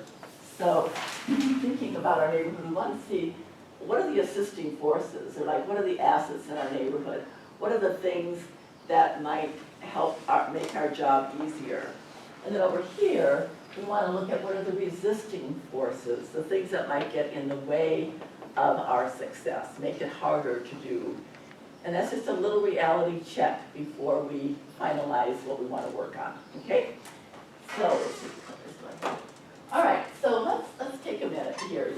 And just take a second and jot one thing down for each one of those on your paper there. Just one thing real quick, and then we'll get them up here. Think at the neighborhood level. Imagine your neighborhood. What's an asset that would help you, a strength even of your neighborhood group to implement one of these projects? And what's one thing in your neighborhood that might get in the way? Make it harder.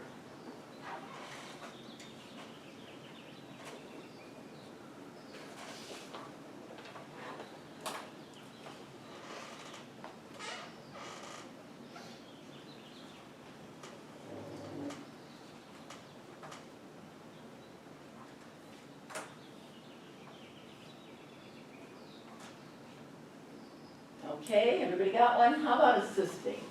Open-mindedness. You have open-mindedness in your neighborhood.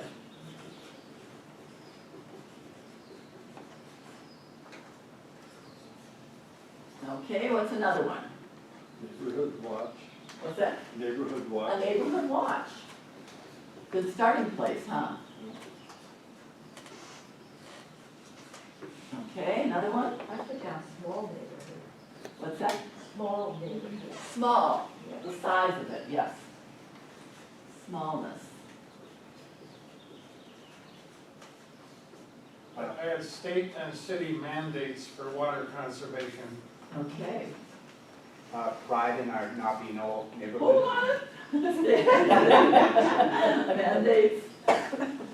What you mean by that is that they already exist and then the people don't follow them, right? Dry landscape. Yeah.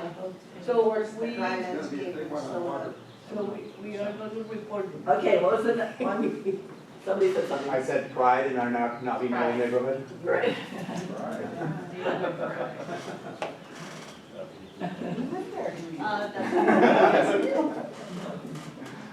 Potential savings, potential cost savings. Ah, yes. Potential, I put potential in. Yeah. No, I think it's not really potential, it's a real fact, because the cost increase in the electrical bill and the water bill. Okay. Anybody else have one that just has to get up here?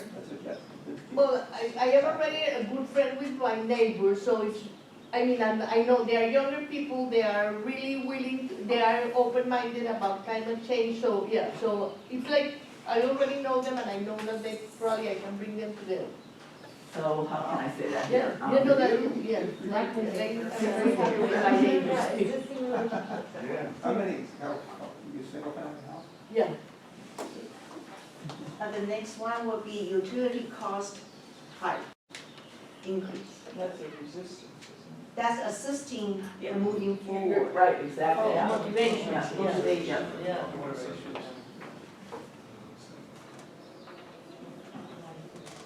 Those are the deals. Okay, you guys really got the idea here. All right, let's go over to resisting factors and get a few down here. Who's got a resisting factor? Politics. Okay, politics in what sense, Tommy? Disbelief. Disbelief in, Climate change. Yeah, okay. disinformation. Yeah, could be. Another resisting, Cost and time. Yeah, money. I mean, Cost and time. cost. Lower wage. And time in what's, and the people's time. Yeah. Time. If I do anything, I gotta give it Yeah. time. The capital cost at the beginning. I have the green lawn mindset. Yeah. Yeah. Fewer homeowners. Yeah, apartment Yeah. living. Not just apartment living, but like, Okay. if you wanna get like a rain barrel or like Yeah. modify your landscape or land, like that is not in your control unless you own that home. Yeah, so lower home ownership, more rentals, less control. Okay, Much less autonomy. so less of renters, you want? More renters is a resistance. More renters, more, I know, I'm pretty hard, but still I say okay.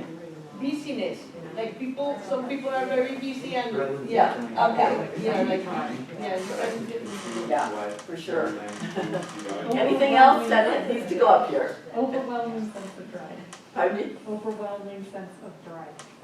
Of Dread. dread, overwhelming sense of dread. Yeah, and it can paralyze people. Ah, yes. that's bad, you don't know what to do.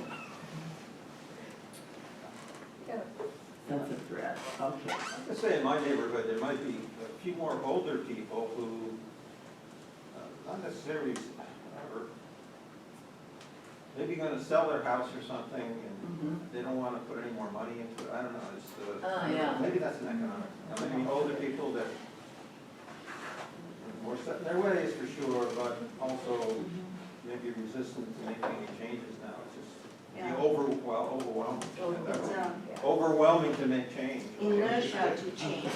What was that? Inertia to change. Inertia. Yeah, or the willingness to change. Okay. Willingness or, yeah. Change resistance, yeah. Mhm. That happens in commercial areas too. Okay, let's hold it there. And let's just see what we have here. Under assisting factors, we have open-mindedness, neighborhood watch is in our neighborhood, smallness of neighborhood, the state and city mandates for water conservation, pride in the Nabi Knoll neighborhood, potential cost savings, friendly neighbors, and utility cost types. These are all things that could assist us in doing these projects we've identified. Disbelief in, the resisting factors, disbelief in climate change, the cost and the time, people's available time to work on these things. Green lawn mindset, more renters, overwhelming sense of dread and inertia to change. Great list. Which ones of those under assisting do you think maybe are the most, the best things to help us move ahead? Utility cost hikes. The utility cost type might be a really good thing to kind of. Potential cost. Which one? Speak with their wallets, you know. Yeah. Potential cost savings, the characters. Yeah.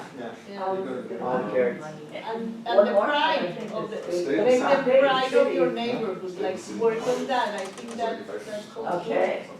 emotional. All right, so those are things, so things to keep in mind. How about under resisting forces? What are the three biggest ones there that we need to watch out for? These Cost and time. More renters. I'd say renters. Oh, yeah, renters. Because if your landlord doesn't allow you to put in a rain barrel or solar panels, Yeah.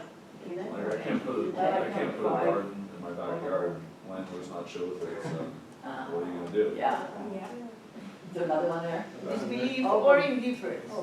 Inertia to train. Inertia to change. Okay. All right. So we want to go back then to these things that we circled here. I'm going to take these out actually. We've got the water capture. I guess I'll put them over here. Oh, gosh, I should take a picture first before you do, so I remember where they came from. Okay. Documentation. Could Okay, I'm someone- sorry, I can do that real quick. If I put symbols on it too big. Oh, you've got this in there? Oh, did I do that? Oh, I reversed that, sorry. Good thing I did that. We should get a picture though. Okay, get a no. No, we picture don't quick. know what the symbol is. Yeah, thank you for catching that. The symbols are not gonna help.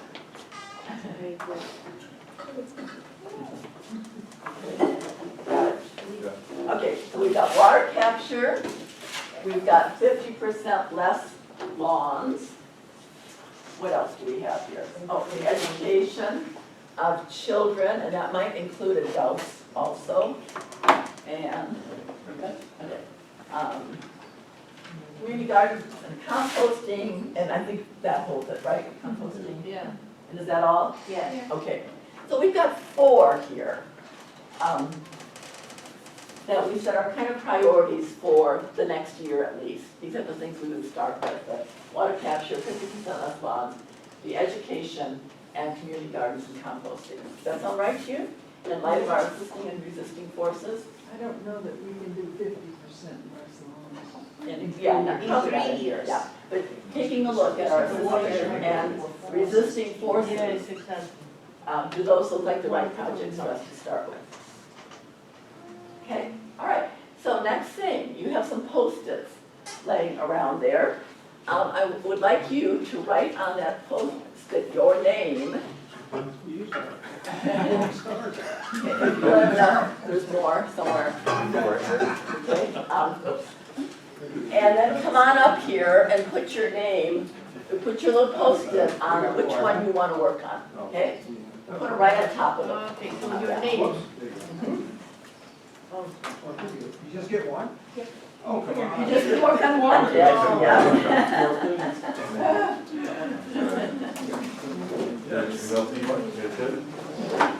Oh, which one you gonna work on? Yeah. You gotta work on all of them. Sure. Yeah, go for it. Well, we can all do And all don't of write them somebody at else's name on it. Well, it's full. I've had that happen a few times. And it looks like people are taking a break. Yeah. Yeah. Oh, we're about. Tacoma. All right. Gotta go for rent. We're gonna go out. Oh, shoot. So we'll, before we. We've got Yeah, no, I'm trying to fix water capture, anybody? Oh, really? We face south. Oh, that's horrible. So we're ready to do the north end of Kent Valley. Okay, yeah. My goodness. And maybe I put her in the wrong one. You dug campus down there. You know Tacoma's awesome. It's Say this if you. One of our vice presidents from here is going to be the head of fundraising for Walter Camp. Okay. All right, so let's look at what we have here. We have a 4-person team for 50% lots. We have a 1-person team for water capture. We're going to do something about that. We have 5 people on education and a whole bunch of people, 1 blank person. We have somebody who wants to be anonymous, I guess. On community gardens and composting. So we have a decision to make. Do we just go with our 3 projects then and hold off on the water capture? Is that what we're saying, Mary? I have an idea. We could add water capture to community gardens. Maybe we could have rain barrels in our community gardens that can rain, that could water at least partially some of the garden flows. Yes. Yeah. Incorporate that. I have a question, Linda. Yes. So basically what you're saying is that if we put our name in one of those, we are going to be in a team that is going to work together in That's this? right. Okay. Those are our neighborhood climate action teams, our neighborhood cats. Okay, so we're going to be working on that specific action. Okay. Exactly. Because we can all do everything that we are talking here individually. No, this is the priority step. Okay, But what's yeah. nice is you've got future for the next few, when you finish those, you can say now, okay, what, and your priorities may have changed, so you can always do these again. And you can Or also. individually, I mean, we all do individually, but we are going to be working as a team on that topic. Yes, that's it. Okay, okay. You got it exactly right. Linda, are we ready to go to the next? We are, yep. Jim, and this So we're will gonna- all come clear when Jim explains what we're going to do next. We're gonna break for lunch in a minute, we're gonna kind of do a working lunch. But I want to give you sort of your instructions, and then if you want to get your food, use the restroom. If you want to move outside, work outside. There's some lovely tables outside, it's really nice out. So we showed you these earlier, each group, each will take a project. So let's say this is the 50% less water or less lawns. That would be your project name, or you could rename it, but you sort of just take that card, you may decide to rename it. We, the residents of, and we're calling our neighborhood Knobby Knolls, what is your outcome? What is it you want to see? So the 50% less lawns, that's a pretty clear outcome, isn't it? You want to have that, and we're proposing how to do that. So you start to get more specific about the intention there. That might be through education, that might be through a variety of means. Do we need to be that specific, Linda, or is it pretty generic? What's your idea on that?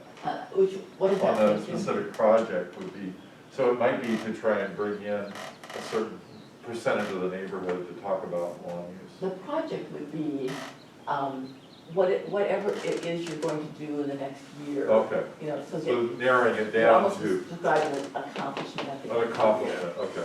So the big picture is 50%, what are you gonna do in the short term? And generally, it's hard for our brains to get further than about 6 months out. So in an action plan, this is to start moving towards that result. You may not get all the way there in the first round. And so then you wanna start brainstorming what the steps you're gonna do to get there. And you can actually, you may want to back up and just think about the steps, and then you might be able to name some of these other ones. So it can be very iterative. We're not going to worry about by when or who, but in general, when you're doing this, if you're really committed to doing it, you got to get names next to that. But this is the other reason why you do it as a group, because it's overwhelming to try to do this by yourself, and each person picks up different chunks of it. And then you'd have a list of team members, you don't have to worry about that now. This is very important, though, to think about what the resources you might need would be. And then generally, we're calling a team captain, but this would be the person that is going to take the responsibility for getting a group together and making sure things go. Did I miss anything? Is that looking good? Yeah, so if we, let's just start with the first one. Let's start with the water group. This is Mylan, Kevin, Dick, and Shannon. I'll hand this off to you. Who wants to grab that? And make sure when you fill out these charts, use markers. Yep. Yeah. Okay, so you guys can pick a table or go work outside in the nice, lovely shaded area out there. I don't ever gonna be able to own on my lifetime, and if I were to own my own house, it wouldn't be until. Okay, we're right on time, folks. We have to do Very something about efficient housing. group. Buy lottery tickets. We're gonna start with the Nobby Knoll Yeah, Garden board Lobby, and who would be like, who's their celebrity spokesmodel? Brian. Oh. Can we go back to my group? Brian, Oh, never mind. you can come up and walk us through it? Yeah, so this is Nobby Knoll's garden lobby. We are the residents of Nobby Knoll. In order to create more open community gardens, our purpose is to promote community engagement, educate, and sustainable agriculture. And so, talking about it, deliberating about it, we realized going through it that probably the very first step would be research, researching all types of things. And so it'd be finding the land or land owners. We know land can be expensive, so finding funding for that, which also ties into maybe there's a philanthropist landowner that can be able to donate a land. And so finding funding, financial backers. Our area needs money to establish itself. We were thinking about our current nature of current community gardens where you have to pay a fee of $10, $15. We might still have that, but to actually have raised beds, to have the landscape cloth, to have all these items there already, we would still need to find funding. So that'd be the next step. Working with the city, either with utilities and infrastructure, getting utilities there in the area, water, all these things that we would need. And so we'd have to collaborate with the city. Step number 4 would be creating a committee, and so individuals that would want to take a leadership role for this community garden. They can be technicians, they can be the farm manager, they can be even just the individuals that want to work there and volunteer their time. They can be the committee members, and the committee members that we have is so they can provide the experience and the knowledge that would be needed to actually have a garden. And then establishing a fee system for locals, for individuals that would be able to pay a fee, $10, $15. Maybe also doing a way where we can, like here at the University of Redlands, we have community raised beds where staff, faculty, organizations can rent out a community raised bed. But what we do is we have 2 options. We ask them for a $10 fee or a donation, or they can donate half of the produce to Redlands Family Services or whatever it might be. The only thing we ask for them is to have organic practices. And so establishing a fee system for locals. Getting the word out, advertising either through social media, going door to door, just getting the individuals that want to be a part of this, get the word out. Finding volunteers would be the next step, people that would want to help maintain it. If this is going to be an operation where it's sustainable, we won't be able to pay someone. We would like to have it so we all either pitch in, we all maintain, manicure the area. Establishing a compost system would be next. For all the food that we're creating, what do we do with the excess of it or the remnants of the items that we're growing? And so establishing a compost system. Our next thing would be establishing a water collection system. When we do have natural rainfall, we want to make sure that goes into the correct areas. With our raised beds, we want to have the collection of water so we can use that. And then organized space, party events. And so what we were joking about is that after we've done all this, we'd like to celebrate our efforts, and having a party would be really great.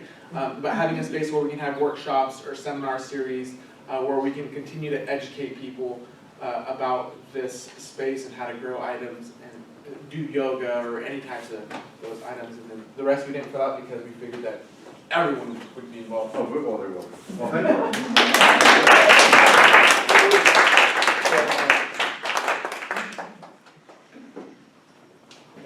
So what do you like about this plan? I like that it encompasses everything from like the initial growth of the plant all the way through till it's no longer edible, or all of the edible parts of A it. full cycle. Yeah, full cycle. Reuse. Very closed system. This sounds really good for, I want to see how it would work at a neighborhood level, you know, a condo or something. You talked about finding land. How would it work for an individual condo? Or a homeowner, even? Maybe without having to purchase any land? Can you do it in somebody's backyard or? Front yard. Yeah, I think that'd fall into finding land if someone would like to volunteer in their backyard. Yeah. Or for the neighborhood. Yeah. I think we for the had someone neighborhood. in a group that had an HOA that already had We have approved one land. in Oh, yeah? Braemar Co-op. And so We then part already of, have our garden. so yeah, part of the research element was. So then you went to my next question, which is what questions do you have? So I like the overall You plan, like I just it, wonder yeah. how it Yeah, would apply and to a small. so obviously those are when you're doing this in the workshop, then that would, we wouldn't try to answer that right away, but the person who's gonna be in, they're gonna wanna get those ideas down and try to clarify. Anything else that you'd wanna see clarified? Iris, go ahead. I think this is a very much practical, realistic thing in terms of approach to get it accomplished. But always, the funding, the economy of this is the issue that need to be well thought out. Yeah. Yeah. So then that would be a question of can the neighborhood get behind it? Or maybe then there's a step in here where neighborhood raises money through some kind of activity, depending on the resources of the neighborhood. If it's a well-off neighborhood, but if it's not, then there's extra steps that would come in. And like everything else, this has to be self-sustainable in terms of the money running. Yeah. Because we cannot rely on philanthropy to have this last. Exactly. Doesn't the city have grants and stuff to beautify the neighborhood? And that could be part of the research, is what grants and funds are available. Yeah. I mean, to Dick's point, we talked about, do we want private land or public land? Because if you have the city land, you're actually more likely to get grants and other programs to use. But that's some of the considerations. I just heard that U of R has a garden over here. I'm like, what? I didn't know that. Oh, Crafton had a hold garden. on. Well, this is another strength of this methodology, is that we can go from these very abstract ideas and we start to get more and more into the concrete.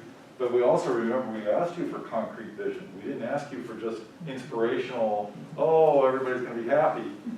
They'll be happier, but now we're down to what can we do? If we don't do anything, now we've got something. So this is also the action part of it. So let's look at the next one. We've got neighborhood tree school. We didn't get, Oh, yeah.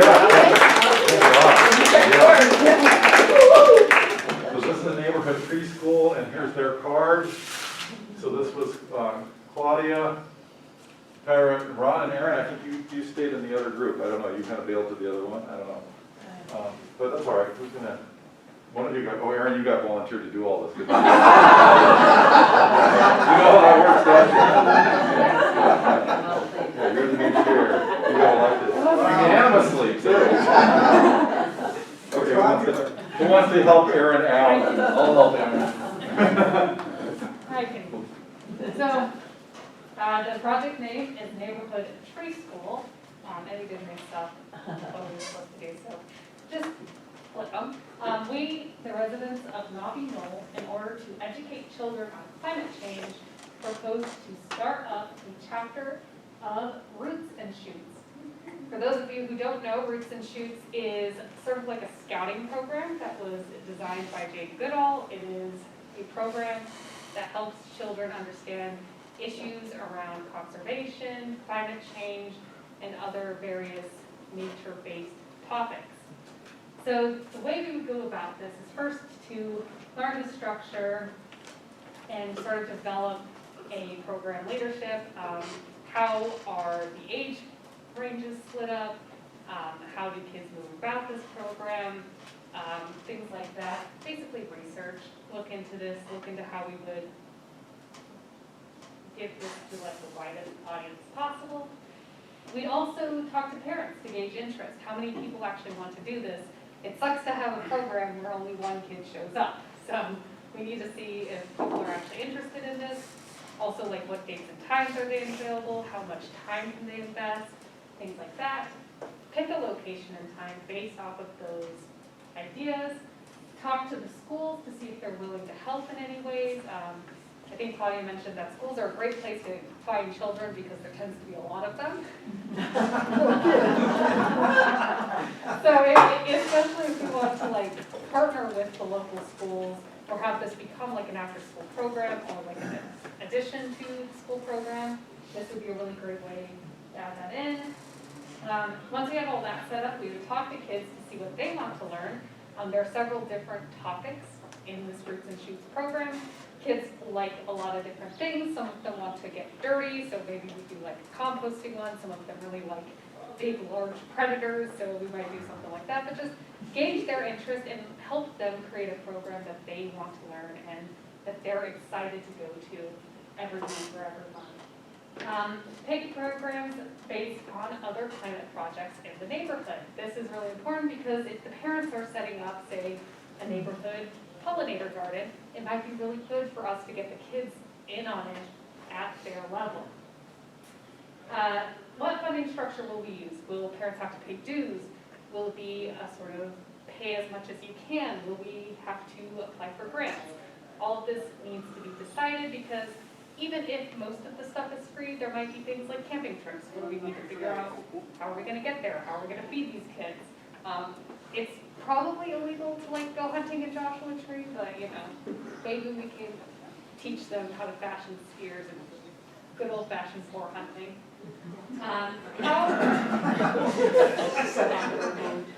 How do we not get sued? Especially when dealing with children, you have to be very cognizant of the various liabilities that are at play, especially if we do things like going camping in Joshua Tree. You know, a kid might fall and twist their ankles, and suddenly you're on the hook for those medical bills. Finally, or last two things, sign up the kids, get them excited, then pick a date, time, location, and topic for our first meeting. Now for the resources, we need money.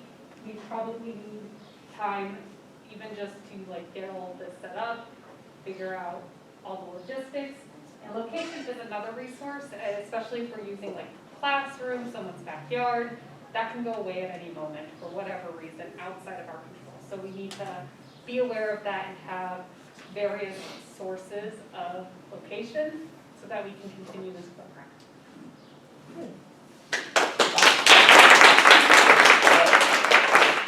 All right, so what do you like most about this plan? I like how grassroots it is. We should call it grassroots and shoots, because we really get a lot of feedback from really the key folks, and then that structure then drives the program. I think if things are in order of how they are to be done, I think I'd reverse 10 and 9. Okay, yeah, Yeah, that's I good. think we need to set the date and time and place first, and then sign up. I like that they're basing what the kids do on maybe the larger program that the adults might be doing. Yeah, I see a lot of parallels between the two. And having space for this neighborhood to host. Yeah.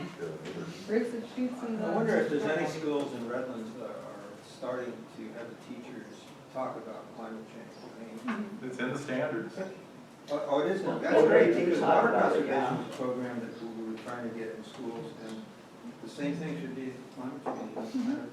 But we need to give the teacher the resources. Exactly. for it. Yeah, that's what I've been taking classes in our school of education. Anything you want to do and you want to avoid parents complaining, you got to find the standard and link it to that. Amazing. Any suggestions? So great suggestion, flipping that around. Anything you did? I think there's a lot of environmental awareness program in elementary or middle or high school already. So if you can have alliance with those little cash. Existing groups. Yeah. Yeah. I think that other people besides Erin She's really good though. We want to be more inclusive. She's very good. Aaron, you know, you've really been hogging the limelight. That's just the kind of person you Hey, are. Ron is team captain. Oh, that's right. Ron. Where'd Ron go anyway? Well, this is great, because this is really encouraging, because when I've done these, everybody scatters when we go to action items. But since this is a demo, you're not really committing. But you stayed with us. We got one more to go. It's called Life Without Lawns. I love it. Actually, this is an ongoing argument with my spouse, so I would call this Wife Without Lawns. We haven't get her convinced to get rid of that grass. Wow. There really is life without lawns, and there's a book that a lady came out with, she's actually from Ukaipa, that I showed Linda the book, and she goes into exactly how to do this. So there's life. And also, if the only person who walks on your lawn is the person who mows it, do you really need your lawn? Or as much lawn as you have? No, that's just another question. The dog. The dog, well, you need a place for the dog. I don't have a dog, so this is our Navi Hill neighborhood. We expanded a little bit to reducing landscape use, but because lawns use by far the most water, 70% of the water used in the city is for landscaping, but probably 50% of that or more is used for lawns. So we want to convert the lawns, existing lawns, to low water use landscapes. But of course, to do that, you need money. Like any other option, you need money. So we need to identify the incentives, cost savings, rebates. There are some rebates with the city right now. There should be more. They should be more liberal. I mean, more expansive. And pointing out the low maintenance. I did converted my lawn. I have no lawn anymore. I have drought tolerant plants. I got $3,000 from the city to do it, but I didn't pay the full cost of it, and I reduced my water use by 2/3. So it can be done, and that's one of the things is educating city programs. One of the things the city also has is water audits. They'll come out and do a water audit. And for maybe larger, we had a couple of people with condos or large apartments, and to convince the other residents and others, this water audit may say, hey, you're using way too much water. If you could reduce it and have somebody from the city say that would be more beneficial possibly. Legislation. This year we're going to have some mandatory requirements for water reduction. You probably saw in the news the one day per week water use that Metropolitan Water District is proposing in Los Angeles. We're not part of Metropolitan Water District out here, but the city has to do something because the allocation of water coming into this area is only 5% of what we would normally get. So that can only be for inside water use, health and safety they call those uses, flushing toilets, washing, etc. We need a volunteer lawn replacement corps. We talked about having neighbors help neighbors replacing their lawns like you used to in the old days. I don't know. Barn raising. Yeah, barn raising. Yeah, exactly that type of thing. Have a group of people that go around. I'll do my garden. Are you coming over? I gotta. Well, you have to have volunteers for that. Oh. And you have to have people that have done it before. So you need some examples. Now, I'd be happy to give them an example for what I did on my lawn, or lack of lawn, now no lawn. We talked about group purchasing power, and that is hopefully if you come together as a neighborhood and you say, okay, come in here, convert our landscape, take out our lawns, we've got 10 houses, what would you give us for a price? So purchasing power, it can be powerful, that's an economic thing. And we need some examples, plans, and landscape architects or landscapers who can show you how to do this, how to plan your area. And I want to ask my group if I missed anything. Good. Anything else? No? Good. Okay, so we need actual plans so people know they can do it, and they can either have a landscape bid on it, which I did, by the way. I had a plan done, and it wasn't that expensive. I had a landscaper's bid on it, and then you can get an idea of what. And they also can give you ideas on drought-tolerant plants and how to put irrigation systems in too that are low water use drip systems. And what we need grants, rebates. City has some. They should be more. They should be more. I don't know if they can where they'll get the money exactly, or they could adjust their water rates, how they charge for water. Talked a little bit about that in Redlands here. We have a large fixed charge based on the size of your water meter. That's the largest part of your water bill. The amount you use is much smaller, the cost for that. So if you save, you're still paying this large fixed cost. So if you can reverse that or change that, there are ways you can do that in water rate setting. And then we certainly need some help from landscapers or landscape architects. So what do you like about this one? I love how it addresses everything that was in the assisting curve and then mitigates everything in the resisting curve. So you show incentives out the gate, you educate them, you give them an example. If there's any reason to break that inertia, you know, it's addressed right there. That's like a perfect plan. Yeah. Yeah, overcome that. Any questions, any gaps? I would add one thing to educate. I think a lot of people would, and this is in the audit, I think everybody would like to know how much water they're using. And you really only get your bill every 60 days. So I've gone out and taken pictures of my water meter, but some people don't even know where that is. Yeah, I've tried automating some of that at my house, and it's really hard. What occurred to me too was, when you're thinking about the outcome, think about the emotional outcome of these.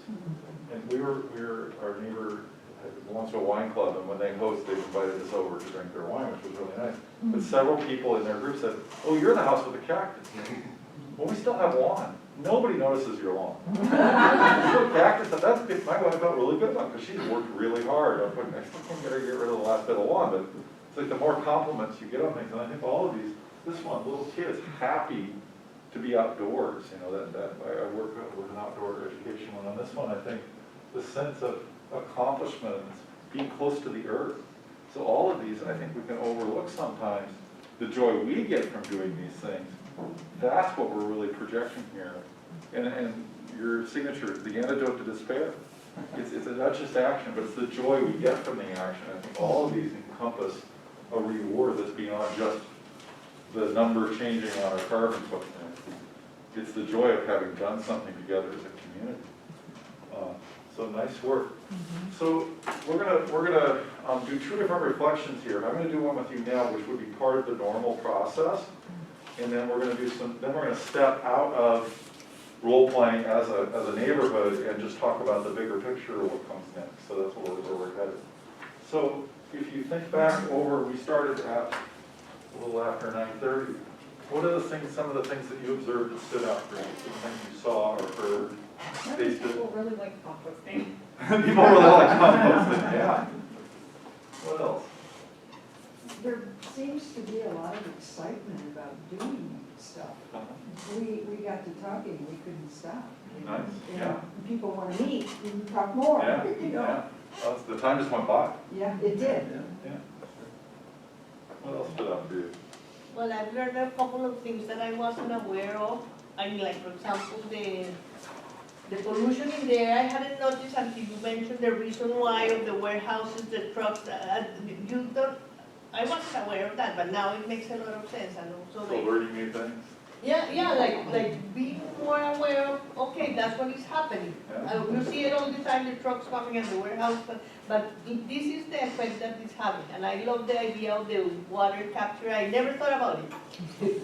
So it's things that it's nice to learn things that you could do.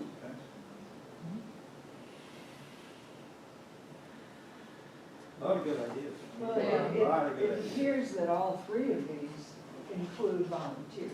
Yes. Big time. So, you know, Sure. that's important. So that's another kind of goes to our building community engagement. Uh-huh. We start to achieve some of these goals just by getting started. Even by not working on things directly, we can start to achieve those goals.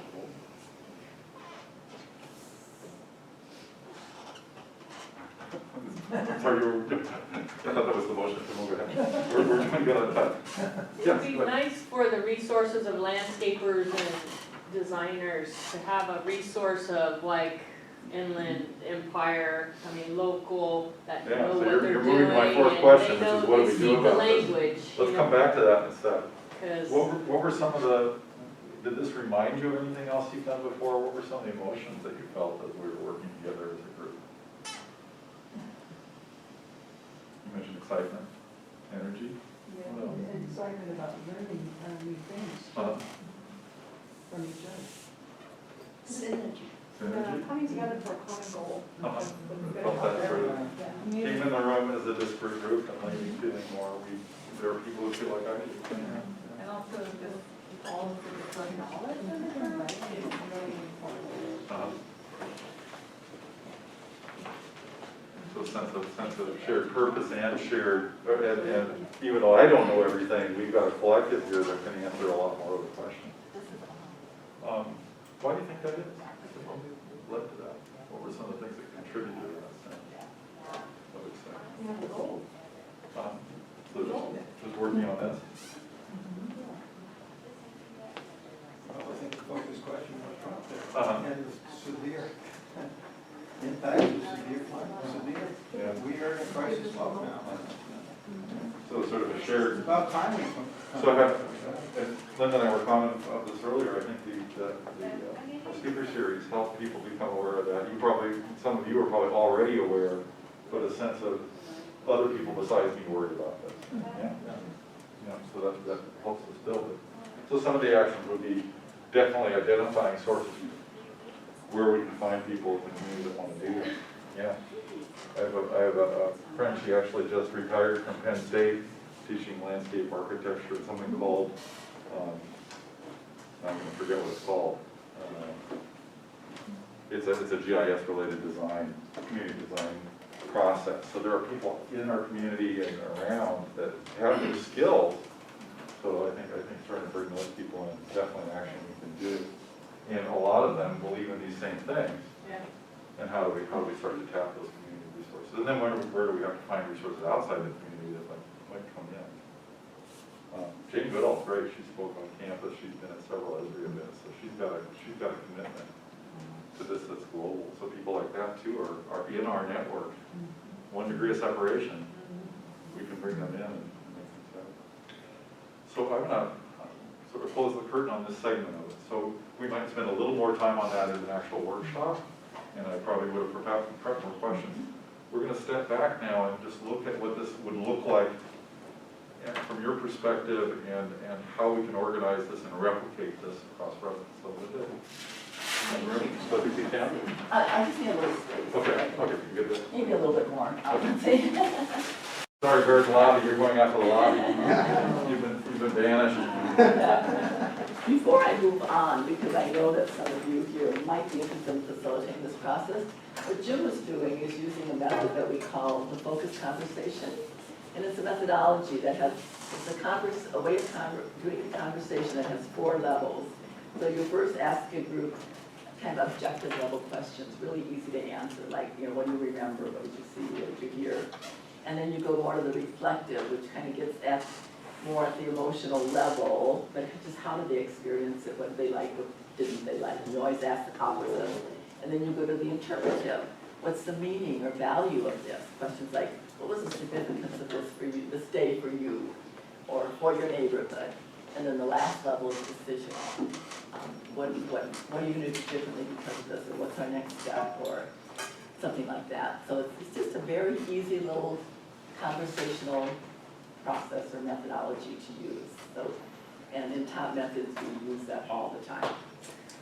Okay, well, as Jim said, we're drawing the curtain, and I want to kind of go through if we were doing this in a neighborhood, what would be a little bit different. And one of the fun things that we didn't build into this was, in a neighborhood, we would do a little workshop. This would probably be over lunch, and they would have to come up with a name for their neighborhood. We just gave you a name, but they get to name their neighborhood. And they would also draw a symbol for their neighborhood, something that kind of holds, what their neighborhood is all about to them, and maybe a slogan for their neighborhood. So that's kind of a fun thing to build in that they can, use to build kind of neighborhood spirit with that.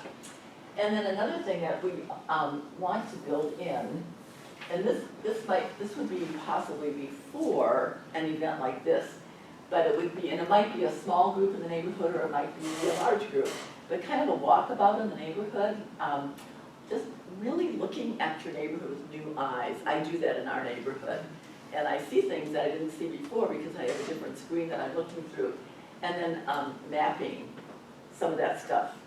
Because one thing you have to have in a neighborhood format is a map of your neighborhood. You can just have the outline if you want, but you could also put in some significant things in the neighborhood, where the gathering places or whatever. So those are 2 additional things. Here.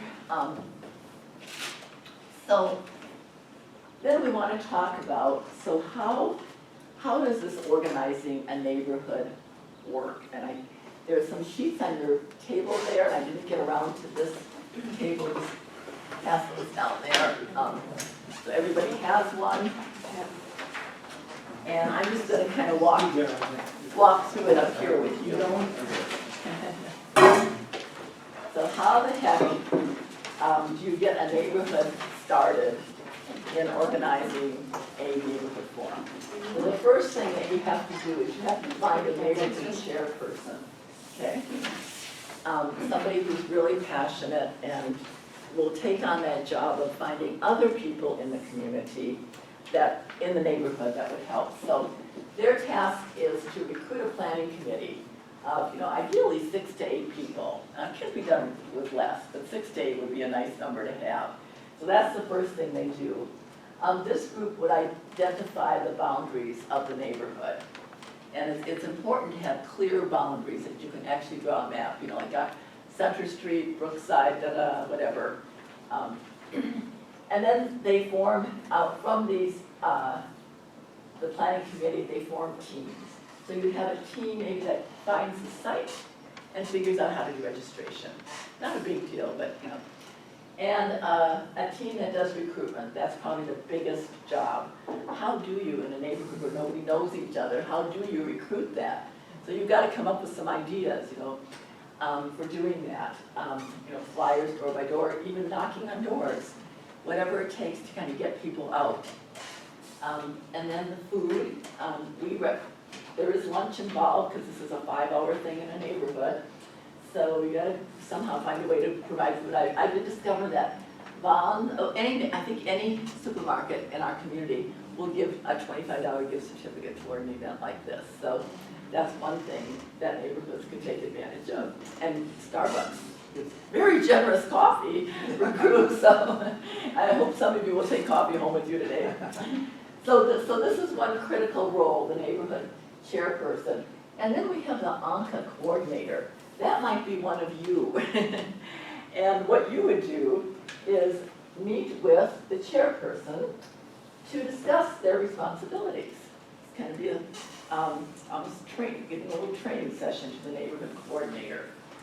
And then meeting with the whole planning committee to answer questions or clarify what their responsibilities are. And then a big job here is monitoring the recruitment, making sure that they are getting out there and doing that so there's adequate number of people at the forum. And then the last one is troubleshooting, just being available to them. So that's actually an ANCA volunteer role that we hope some of you might be interested in playing.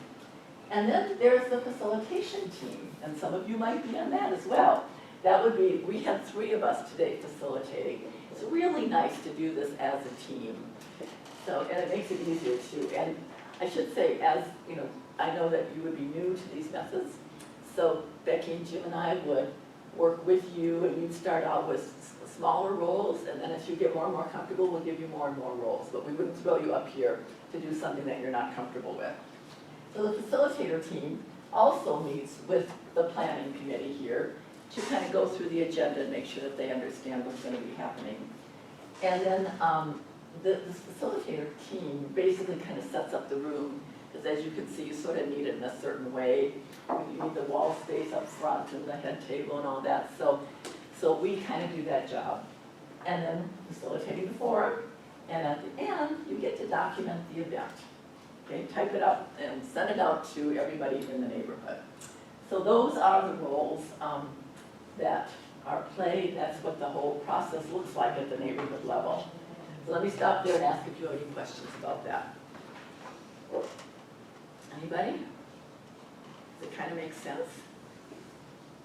Does it feel like it's doable at a neighborhood level? Thumbs up from Tyra, okay. Yeah. Right. It does work. And Denver's on 15 neighborhoods like this, so yeah, we know it works. So I'm going to start around 2 sheets here, and the blue one is for any of you who would be interested in implementing, like kind of being the person that starts it in your neighborhood. So I want to send that around. If you're interested, sign up. This one is for if you're interested in getting training as a facilitator. Okay, I'll start that one over here. Yellow is for facilitator training. We don't expect a lot of you to be interested in that, but we hope maybe a few of you are. We can start small and build. And that would be specifically for this process. So not all facilitation, but what you saw us do today. Exactly. That's what that's about. Yeah, yeah. Yes, and let me just add in here that we're thinking that in terms of ANCA's strategy, from like how do we get, when do we get these neighborhood forums off the ground? We're thinking that we would be wise if we can get this neighborhood movie idea that I've been putting out there going, where people would actually invite friends and neighbors in for a movie and a discussion, that we would begin to increase the awareness in our neighborhoods, and it would be way easier to recruit these forums, and that we might do that maybe towards the end of summer or beginning of fall. So that's, if we can get this movie thing going, or some way during the summer that people reach out to their neighbors and just begin to build community, right? That's what this bottom line, that is what this is all about. The first movie that we're going to introduce to you, and we're going to have an event, I hope at the end of May. I'm trying to find a facility to do this in, but it will be, the movie, it will be for everybody. Anybody can come, but especially those of you who are interested in getting your neighborhood primed for a forum. And the first movie we've chosen is called Facing Adversity, Choosing Earth, Choosing Life. And it's a little over an hour, and then we will have a discussion guide, and we'll do that at this movie, kind of demonstrate how that can be done in your neighborhood. And these are movies that you can find on TV somewhere. So, questions? Anybody? Okay. We should. Yeah. I can tell you have a question. No? I do. I guess having a setup like this, we really need a meeting room. So Yes, you do, yeah. You know, how do you arrange for, well, you said you talked to them, is that right? Well, we'll give suggestions, and usually a church is good for that. A lot of churches, I think, will, and we've talked to the interface, what is that called? It's called anyway, to all the churches in Redlands, and they gotta know about this program, so we're gonna really lean on them to make their facilities available to neighborhood groups. Yeah, sure. Yeah, I'm wondering, since we're modeling this after Boulder, if we could have some sort of feedback about how long they've been going, what their results that they have seen from implementing this. We could, yeah. I'm not sure what format we'd give that to you, but yeah, definitely, they've got quite a bit of feedback from their neighborhoods. They have a website. I don't know that that's on the website yet, because they're redoing, the website is not in good shape right now. They're redoing that, yeah. So possibly we could put that out to you as a document that you could read, the kind of results they've been having. Yeah, results is what everybody here is, why everybody's here. Right, Exactly. You know, we really want to see results. Exactly. We don't have a lot of time. Yeah. And maybe stumbling I blocks agree. too, And prevent going down some Right. rabbit So hole related. one of the things that Denver did not build in is a support structure for neighborhoods. And that's something we're doing from the very beginning, is having a way for neighborhoods to communicate with each other, to come together, share what they're doing, share what lessons learned, and that sort of thing. And one exciting thing I haven't told you about, but Esri has donated to us their premier product called the Hub. And it's a way for multi-tiered communication to happen in an organization. Wendy, you can describe it better than me. Wendy's going to be a key person in setting this up. But, and it's gonna help us measure our results. You know, if we can report in, like, we planted this many trees, or this many yards, you know, converted to California-friendly landscaping, we can track all that. And we can also find out data from ESRI about, like, where are the heat islands? Is our neighborhood in a heat island, you know? Kinds of things like that, that will really help us build our strategies and, you know. So that's exciting. That's gonna take us a little while to get set up, right, Wendy? Yeah, they just are in the, got approval, I think she just has to pay the $100. And then we'll get our ArcGIS online account and hook up the hub to that. Might take a couple days, I don't know, a week. And then we can start adding in layers of data. So yeah, we just need data, and if anyone has ideas or things to put on the hub, it's really for like if you have an event. We used it for Inland Harvest that collects food and stuff. So we just did a big run over the avocado grove in Riverside that we all pitched in and went down there, picked up, and we all got a bag of avocados for home, but the majority of it went to some church or something to disperse. So yeah, that's a really good organization. So it's kind of like that. So you can have an event like this, and whoever's expressed interest and signed up with an email or something, they will get an email saying, hey, we've got another meeting, you know, or we've got a neighborhood that needs help planting trees, or, you know, it's a grassroots type thing.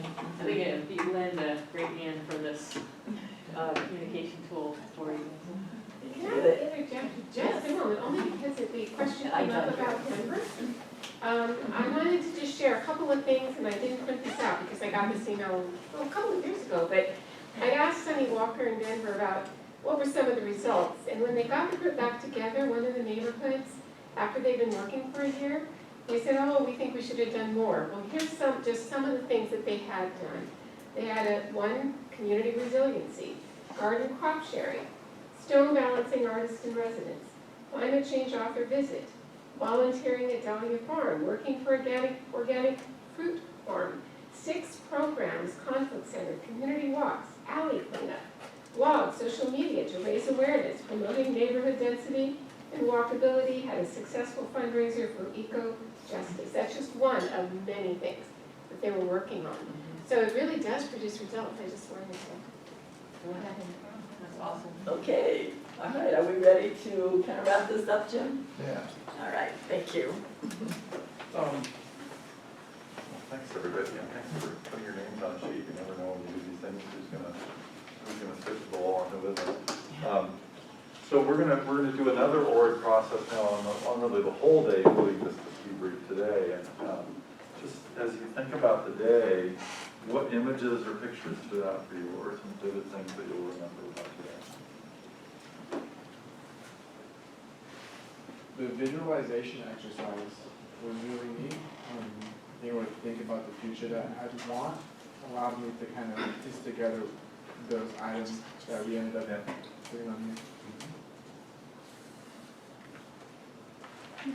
Sticky wall, just in general, this whole thing, I think is a great visualization. Yeah, it's a great tool. This is one of the biggest ones I've seen. And there's a lot on there. That's a lot, yeah. Brian, I missed what you said. Would you mind repeating? The visualization exercise. Oh, okay. Yeah. Sorry, Tommy. Actually, the way we were able to confine all of the things in a given category into one, ultimately starting with a whole bunch of stuff and putting it down, narrowing it down, I thought that was incredible. I'm familiar with the process, but I still am always amazed. Yeah. I thought the whole setup of the room was impressive to me. When I first walked in, when they started setting up, I thought, oh my God, how are we going to do this? And then the breakout tables and just the way things were flowing, it was beautiful. Yeah, overall very, very professional. Obviously a hell of a lot of thought and planning gone into the day and the event. So the process is excellent. So you're on to my next question. What do you like about it? It was professional. It was light. And I mean, there's an informality in with the professionalism, so people can just be themselves and say what they think. It feels safe. Yeah, it was very focused and driven, rather than sometimes these things tend to be scattered. This was very, very Yeah, like, that's, to the that's point. very typical of community meetings, that people come in all over the place and can't get connected. I like the interactive quality and small groups as well as large groups, so that way, share ideas big and small. Did you have any concerns while we were working? Anything that, which one to add to? Trouble hearing once in a while. Yeah. I was a little surprised about the large interest in the neighborhood sustainable food system versus some of the others. That had the most, Yeah. That's surprising. That surprised me, in a good way, but Yeah. it's just surprising. I think it's a test for Redland as a community of a very balanced population, components of seniors and young college peoples and family raising, kids raising families. See how can this program be successful in this type of community. And really the projects you picked with the different age group cards, that's great. That's not a concern, that's just a nice recognition. Are there things you'd like to understand better about what we were doing? Were there places that were a little unclear, or was stuff pretty obvious? When are we starting? You're ready to go. Yeah. So this is a Fired process. up for a long time. Then what? So that your question was that, well, in the actual process, the then what would be the groups setting up the time to get together and start to implement. So that's actually, we left that off here, but there's a step of next meeting time and how often and where. And that's also where the team captain comes in, if that's the person who takes responsibility to do that. So I heard in a previous meeting, there's a CAT, climate action team. How does that fit into this? Those of you who, like in a real situation, those of you who created these plans would be the cat for that team. That would be the people for each project. This group. So each neighborhood will have probably a minimum of 3, possibly more, depending on the size of your forum, teams that are doing different projects in the neighborhood. So, and that will create a dynamic in itself, those teams come together, then share what they're doing and so forth. And they can add more neighbors on as they go, enlarge those teams. And then the teams from different neighborhoods, our vision is that we would bring them together periodically, every 6 months or however, to share what's happening and lessons learned and so forth. So that also means you don't have to have a monolithic agreement in the group that everybody has, if I don't want to do solar, I don't have to do solar. And this is very much along the lines of, when I ask you to do something you already want to do, I don't have to lead you very hard. Yeah. If I try to push you over into something you're not, and I think that was when we started meeting and talking about this, the idea of, well, where's the baseline? We don't know where to start. And what you've done, really set a baseline here of what we already know in this community can do. Do you have suggestions for how we could improve it if we were going to do this in your neighborhood? I'm wondering, say we have a group like this or one of the other meetings about a specific topic. Is there a way, we've got that beautiful map, the community, the Redlands map, and people put their stickers to say where kind of they live. Is there a way to say, okay, here's kind of, group 1, 2, 3, 4, 5. If you're in this group, why don't you go over there? And then you kind of get to know, these are the people that already live near you. And maybe these are people that you can kind of make further connections with, as opposed to having to start from scratch for the neighborhood chairperson to knock on doors. You paint a map of Redlands out on the quad, and then you stand on your street. It's like, I think you can do that. They all have iPhones. We can just do Find My iPhone and we'll know who you Because are. then you already know these people, and they're already interested in this. So at our larger, you're saying when we do these larger group forums, to also let people find Yeah. find geographic affinity. That's a great suggestion. Well, I have a question regarding the hub, because we collected the individual people that went and put it in a hard map, but could we put all that information in the hub and then we could access the Find out who lives near you. yeah, Yeah, is that, but don't put that A lot of public people face. don't like their names, Yeah. you know, privacy stuff, so, we'll do something. Like, when I did a map for the Montessori, and it was like, carpooling and bike map. right? And they didn't want their kids' names on it and what time they were riding at school, so I did color coded by the time. So if you had a yellow and you were near another yellow, they could ride their bike together. That kind of thing, where their names and phone numbers are. Because they have their, I think we ended up with initials, like WW. And so they would just look at their school phone book, WW, and then call their parents, and then let's hook up our kids so they can ride their bikes together, or carpool together, something like that. So there's ways around it, because yeah, privacy is a big issue these days. Well, before we get to the high-tech solution with this nice tool, is it possible for us follow up with your thinking that we know who today signed up is in our neighborhood, say my neighborhood, so I can perhaps team up with this person who signed up today? Yeah. I think we can provide people who want to organize the neighborhood with some of that information. from the neighborhood Basically, guide. just with email, Yeah. give us a map with the dog who signed up today, so we can finally reach this person. Just today. Yeah, we should utilize that somehow. Yeah. And even the previous meetings we had, Yeah. that's where we were collecting that. And we are continuing to use that map as we do tabling at events. Can We you tell what, even got the mayor of Redlands on the map, right there in there. can you tell like what dots, because I saw a bunch of dots in my area, but I didn't know who they were in the room. Yeah. There is a numbering system, so it broke down a few times, I understand, during the series, but for the most part, people had a number that corresponds. Yeah, I don't think I had a number, mine was clean. Good, jump in. Yeah. I kind of worry about how we're gonna get in touch with disadvantaged parts of the Later. And how are we gonna reach out to them? Because they're probably the people who need it the most, to be honest. And Well, there, is anybody in this room in a disadvantaged area of Redlands? I doubt it. You know what? Disadvantaged area of Redlands. North side. well, we have a group called Northside Visioning Committee, and Mario Cicito.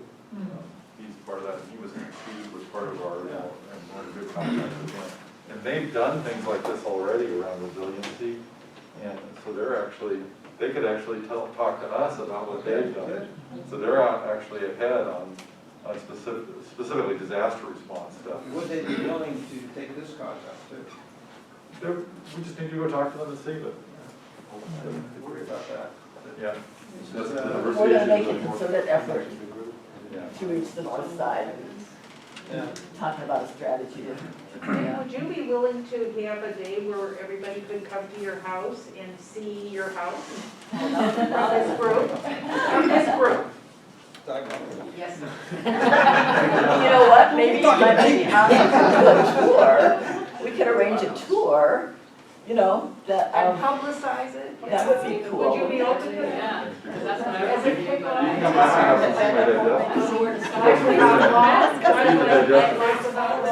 Well, I think there should be, you know. All right, we're losing our, I'm sorry. almost done here. You guys, Sorry. hey, you know what, for a Saturday morning on a sunny day, to be this enthusiastic is really great to see. Because I don't know about you, but my energy level last fall was pretty low. It was like too many teams meetings, and it's great to be here with you today and see this level of excitement. So keep jotting down notes, you know how to reach us, and keep giving us those suggestions, and we will definitely be contacting the people who put their names on that list to see what the next steps are, and start thinking about how we can work on this. And we've clearly got enough resources here to move, and we can start to see what the next step is. I'm getting goosebumps, so that sounds like a good way to go. So I'll hand it off to Lynn. And as long as I'm at the university and Aaron is here, we can get rooms like this available for your neighborhood if you want to come Oh, in. yeah. So it's as easy as us putting in a request, and then we call security and have them unlock the bathroom. That's all it is. That's a great offer, guys. And I wanted to just to get that last question answered. Oh, yeah. Because this is important for me to hear. And that is, in what ways did this experience today affect or deepen your understanding of what ANCA is about? I'd really like to hear some responses to that.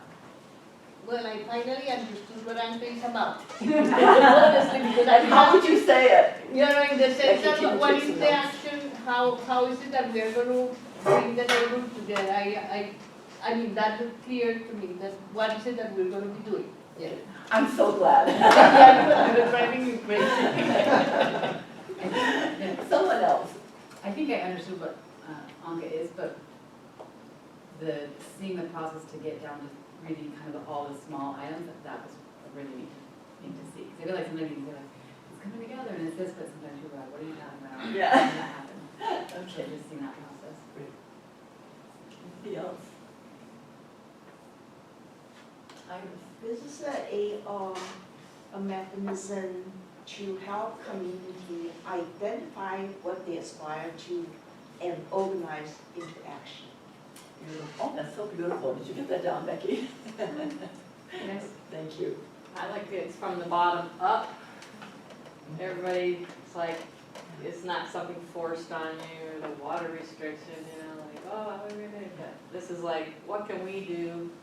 And then get our neighbors to do, and it'll just, I think it'll ripple. I think it'll be huge. Yeah, such an important point. Yeah. Anybody else? All right, well, I too want to thank you for your participation and just let you know what's coming up this month. The Climate Cafe is on May 19th at 6:30 at the Olive Avenue Market patio. And let me just say a word about this again. This is just a place to come and talk. And it's a place where we can take care of ourselves as we deal with this really difficult issue of climate change.